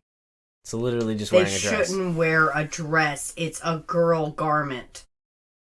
Okay, and guys just are restricted from wearing it. Why? Because they have a penis that will hang between their legs. And that just restricts them. They need to have shorts on that keep that shit What if contained. they wear shorts underneath the dress? Oh, that's fine then. Oh, then you can wear a dress. Then it's just a long shirt.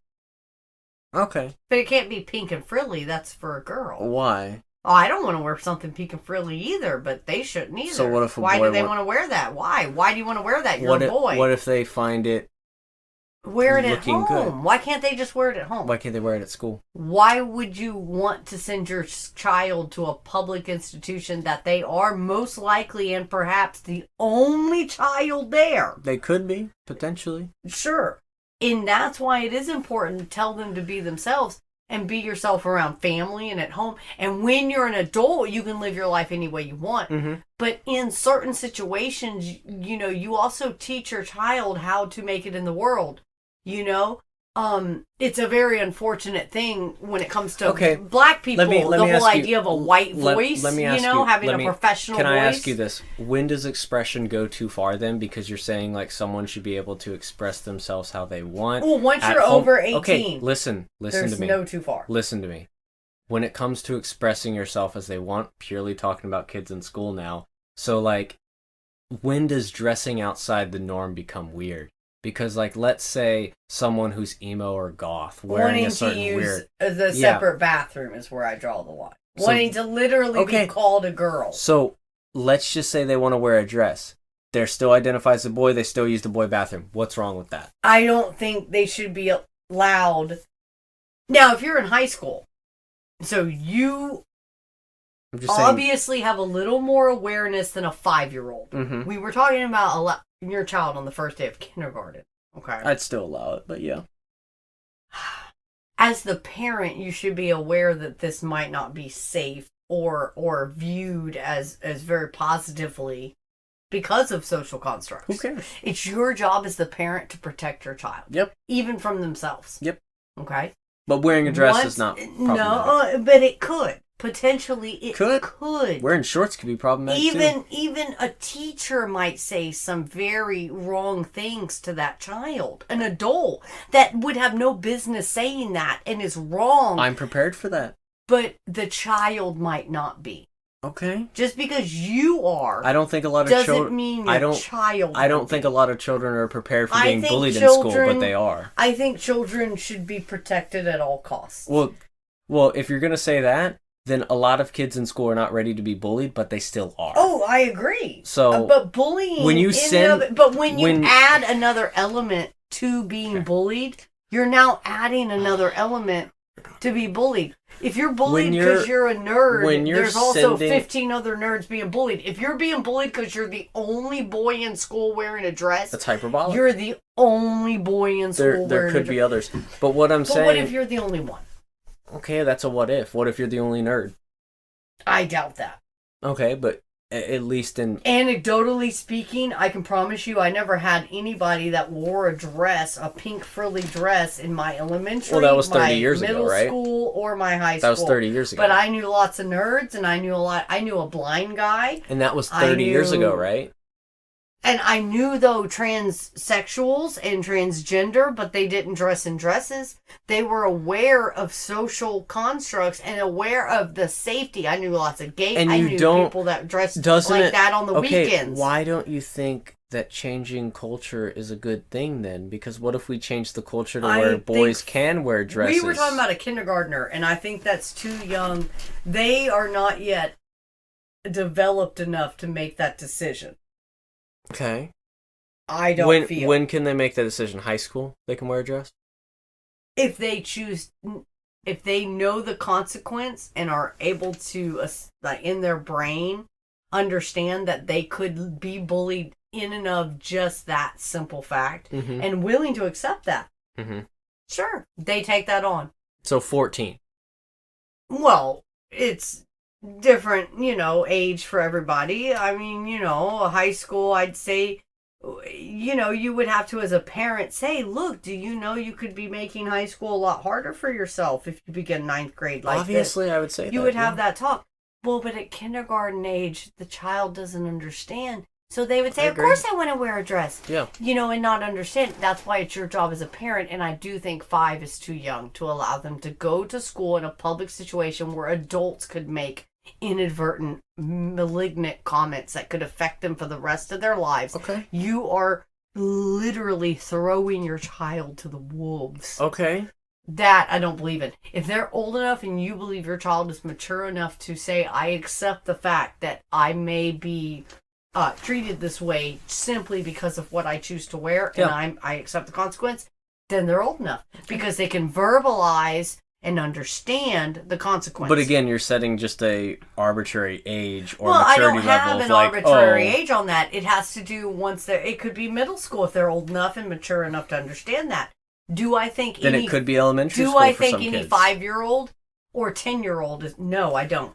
Well, so elementary, I'm absolutely going to say no. I don't think an elementary level student up until the age of 11 or 12... So males have to wear shorts and females have to wear dresses. Well, they can wear pants. Or pants. They can wear pants. But they can never wear a dress. Not if it's pink. Not if it's pink. Yeah. Just if it's pink. If it's blue, it's fine. Because it's a boy color, right? Well, not if it looks frilly. Oh, not if it's frilly. So if it's like a... If it's effeminate looking, no. You have to protect your children from themselves sometimes. And being... So if your feminine. 5-year-old wants to jump off a 50-foot cliff, no, and they can swim. They can swim. That's physically harming them. Not if they know how to swim and they've already jumped off the 30-foot one. But they want to, no, and they know what they're doing. Them. But it could be physically harming them, or it could be mentally harming them, which could be more detrimental even than physical harm. And it could just be mentally harming a kid, just sending them to public school and not them getting And that's bullied. why I said homeschool them if you want to let them wear fucking princess dresses every goddamn day. Well, if you're so concerned with the mental I'm concerned about of the a kid, child and a parent introducing an idealism to a child. Let me finish. Can I age. finish this? I'm just saying you're so concerned with the mental aspects of that child at a young age, sending them to public school and address, but you're not addressing the fact that a lot of kids get bullied at that age, and that is just as detrimental. I do accept that. Okay, well, why aren't you bringing up that fact? But I already said I agree. But why? That's why I said why add another layer How's that to adding the another layer? potential?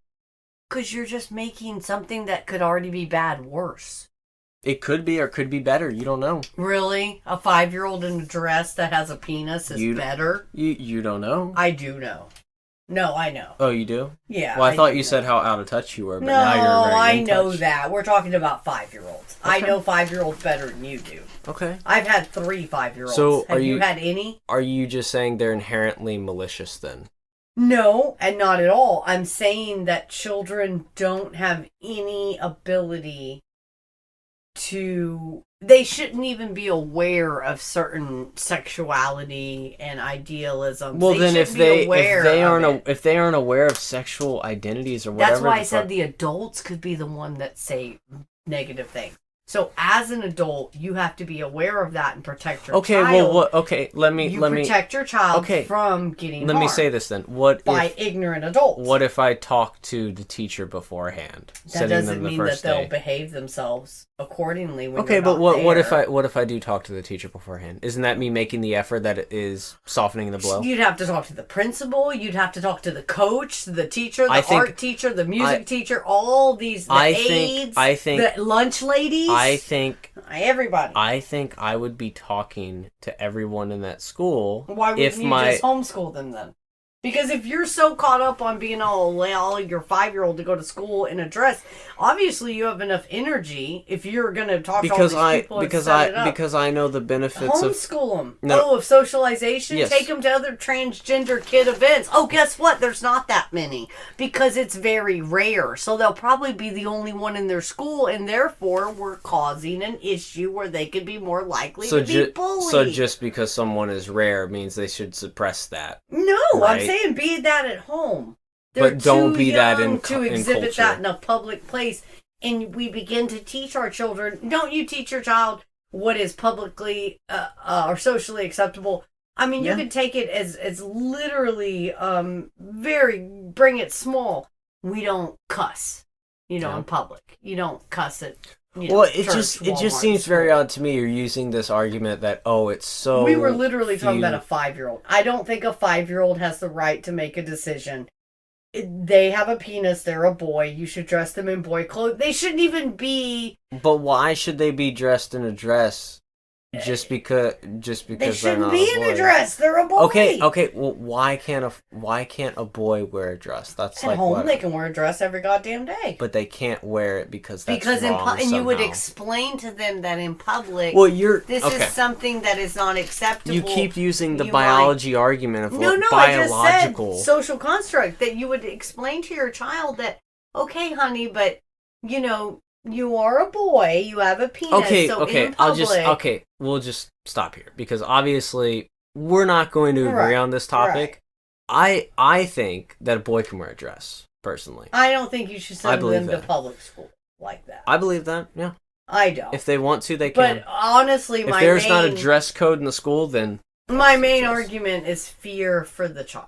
Okay. And I think sometimes if you fear that, then I would homeschool my child. If you fear I would homeschool my child. If you fear that much of bullying, then you would homeschool them. Correct. No matter what. Correct. Any sort of bullying. That means your 3 kids, you should have homeschooled them because they probably did get bullied in school. Oh, sure. And that was pretty I'm sure bad. My older ones did. I got bullied in school. So it was, I also came from a culture where suck it the fuck up, buttercup. If you're that scared, which is social conservatism, if you're that scared of suck it up, buttercup. If you're that scared of having kids being bullied in school, I'm not then that scared. I'm scared of that if they're wearing a pink frilly dress and they have a penis.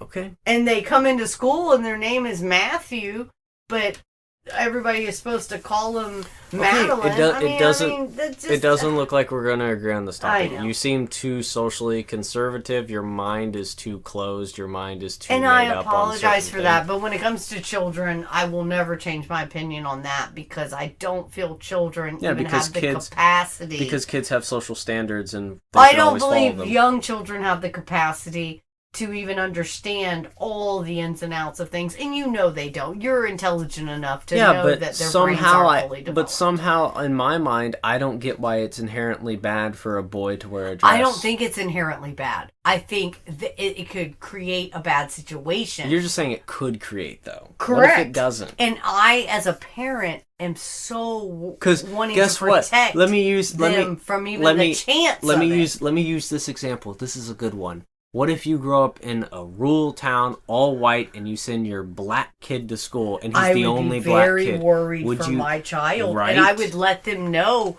that. I would ask them, "Do you want to be homeschooled?" If they're older, if they're a kindergartner, they don't have. But you would still send them to public school as a kindergartner. Not necessarily. If I felt that it was a situation where I literally had a fear for them every day, no, I would not. It sounds like you're too overprotective. Kids. I am a very overprotective mother. I am. Because sometimes you have to throw them to the wolves for them to understand what right. problems on one and pain hand, you'll hear me say, suck it up, buttercup, but when it comes to children, I'm sorry. I just, mother bear, if you want to come at me, yell at me all day long, tell me. I don't want my kid to have an ounce of pain. Okay, I don't want my child. At least in the social conservatism I was raised as, it was always suck it up. That's always what it was. Yeah, I just don't want my children to be hurt.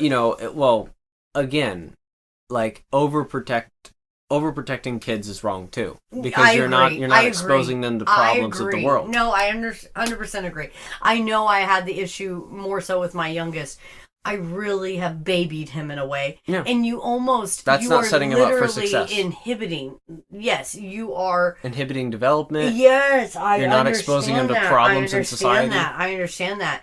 You're kind of stunting shackling them. You're just stunting them. Stunting their growth.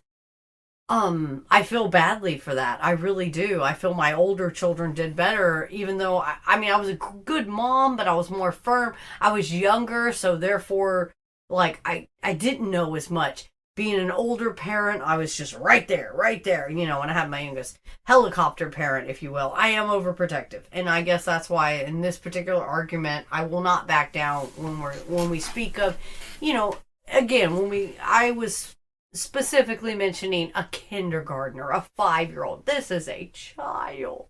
Young children shouldn't be exposed to these type things.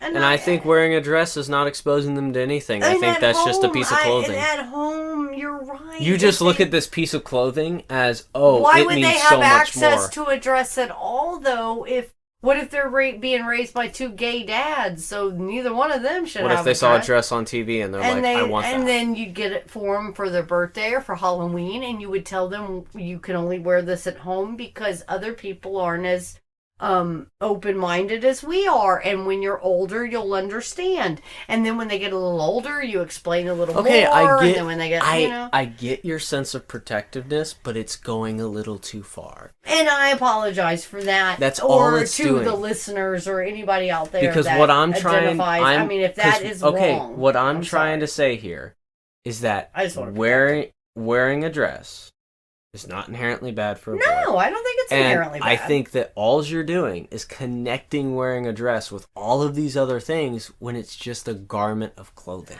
That's I'm all it aware is. of social constructs. I get that. I am aware of the status quo, and I'm older than you. But you're so I'm aware of what could. Yes, I'm connecting some of my own And you're looking at it issues. from the old-fashioned view I of things. agree, but you're not I looking at it also from today's think time. that this is something that's going to hold on a lot longer than you have any idea. I don't think it's holding on for that much longer, personally.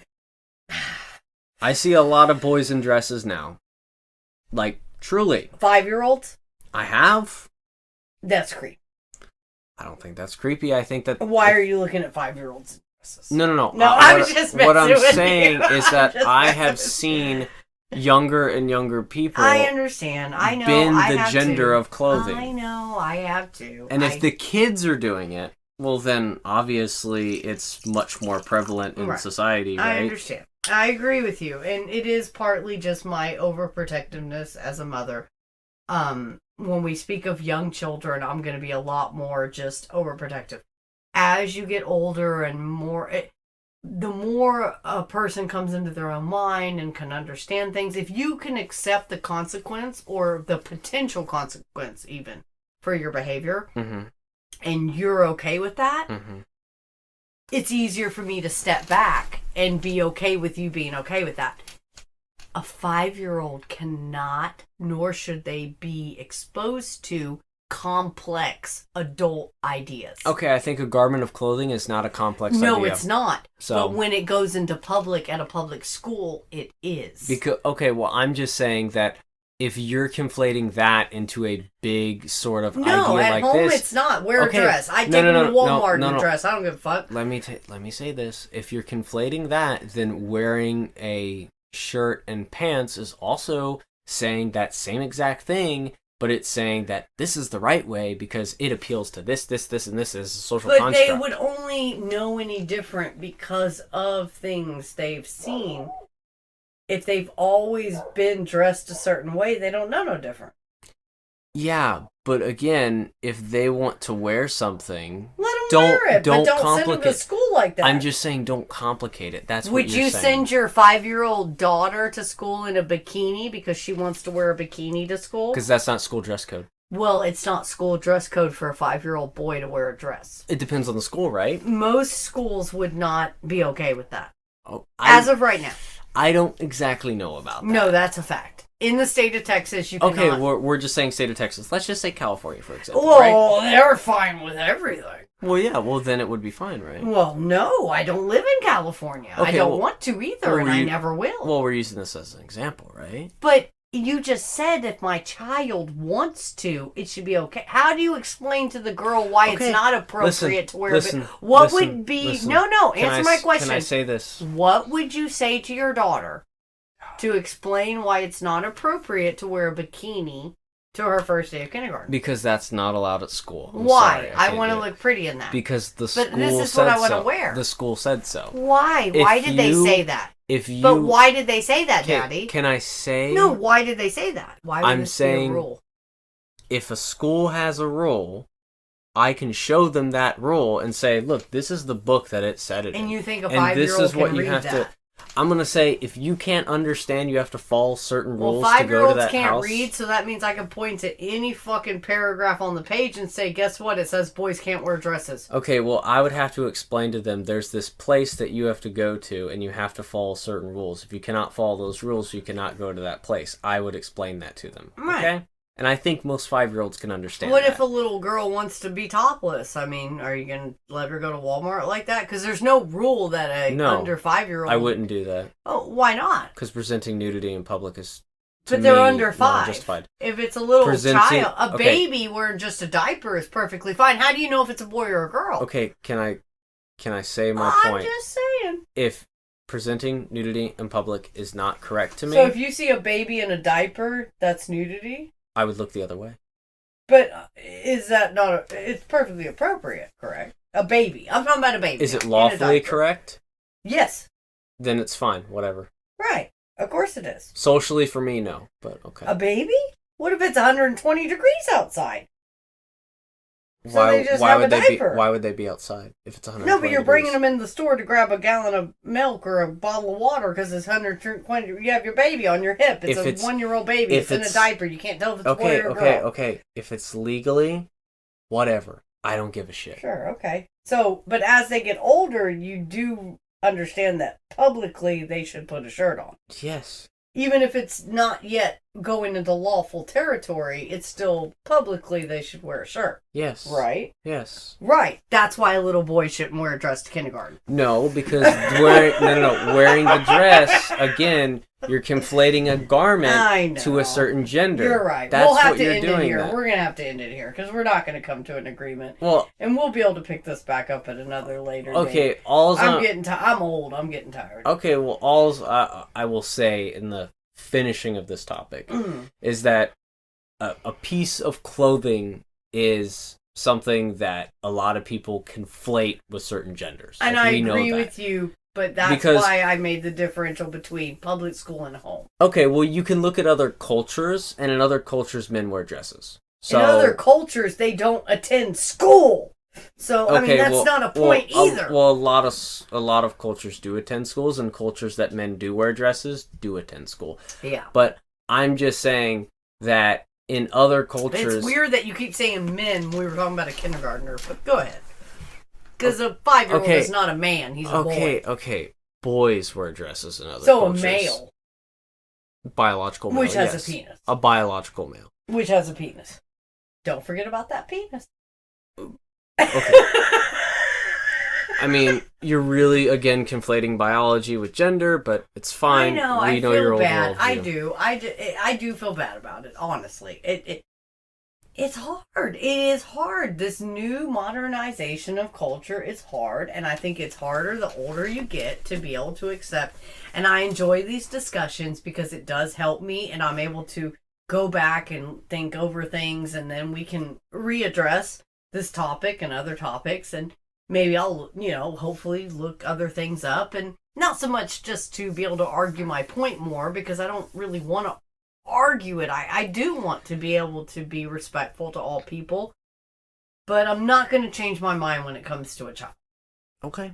Well, I mean, hopefully I was able to at least give you some information on transgenderism from the social standpoint. Now, to be fair, I don't feel you get to have an opinion on a child until you have a child. Like how you would be with your own child. Well, because it was a hypothetical you gave. I agree, but I'm just saying you got so emphatic, because you kept questioning me. Therefore, I'm going to answer. And I'm going to answer your hypothetical no matter how many questions you have of it. And I appreciate that, but just like I don't think men have the right to be the arbitrators of whether or not females can get abortions. I don't think they should be the arbiter, but they should have an opinion on it. I agree, but I don't feel somebody that's never had a child has a very valid opinion on what it is or how they would be with that, mythological potential child. I disagree with that because, again, every parent is different, and to me, but I know what I thought I would be like as a parent. I remember not having children and thinking what kind of mother I would be. But different parents believe different things. Therefore, definitely. I think you can have an opinion on kids even if you don't have kids. You can have an opinion all you want, but that doesn't make you right. Well, it doesn't make your opinion better than somebody that has already gone through it, because you can't yet have validity behind your opinion until you've experienced it. It is about perspective. You only have through your perspective. You have a projected perspective. No, it's only through your perspective because you're saying that there is a right way. You have a perspective that you haven't even yet. No. You're saying there's a right way to parent and a wrong way to parent. No. I'm sorry. That's what you were saying. I'm saying you're wrong, not all people. I'm saying that I can have an opinion. I don't know if it could be right or wrong, but it's still my opinion. You can have an opinion all you want, but don't be surprised if you ever have a child. Not saying you will or not. And if you don't, fine, never have a kid. If you don't want a kid, don't have a kid. But if you ever do have a child, don't be surprised if, like half of what you believe goes out the window. It might, but I think I have a pretty good idea of what it would be like to have I'm kids. just saying. I think I would. Because I really thought that I'd be a certain way when I became a parent, and easy 40 to 50% of the way I thought I would be or not be. Okay, well, I would put it like this. Since I relatively know myself pretty well now, I think I would relatively know how my parenting skills would be. Parenting skills and how you feel when you see a new life come out. Christopher, my friend, has admitted to me. If I am 25 and I know myself and my brain's fully developed, I think I would know how I would parent a kid. But you're not 25. I'm not yet. But I think I relatively know myself. I don't have much more brain development to go. I know that. Very few years to go. Only 3 more years to go. I relatively know my... 3 more years for me. You're 21. Well, I turned 22 in 2 months. Yeah, so just 3 over. So 3 years and 2 months. Some people, it's not until they're 27. 25 is an average, median age. Okay, well, I just say 3 years. No matter what, I'm way past it. I'm 41, so my brain's developed. Well, all I'm saying is that I relatively know myself today. I wouldn't say fully, but I'd say a good amount I do know myself. I agree. I've known you for quite a while now. I mean, since... you would say I do know myself pretty well for my age. Sure, but I do know that people that have children... Yeah, especially later in life. It might change their worldview. I don't know. It does. It can change But things. some people it doesn't. So I'm going to say it like that. It doesn't. It's not 100% thing. I agree. And that's this whole conversation we've been having. Don't be binary on one or the other thing. Is that this person, if they're transgender, they're just living in fantasy, and if they're not, they're not. What a great segue. Well, don't be binary. Be non-binary. Well, I'm trying to say... I understand what humans live in this binary of either it's yes or no, black or white, one light or dark. 0. That's how it is. Yeah, computers think like that. Yeah, I'm saying that is something that I think that this whole conversation, you've been in a binary, and I haven't been when I've been arguing for the side of... maybe it's not a 1 or a 0, maybe it's a 2. And that's what I'm trying to get at here. 2 plus 2 isn't always 4. And I think, you know what I mean? And I think that's a good place to end because we've been going on for a while. We've been going on for actually over 3 hours now. Oh, my apologies for keeping your time, my friend. Well, this is actually the longest podcast I've done by far. Well, I have truly enjoyed my time, and hopefully we can pick back up another time and have another discussion. Hopefully you invite me back on. Well, I'll definitely be looking to invite you again. I know that you've been on now twice, and both times you said you've liked it. I enjoyed it.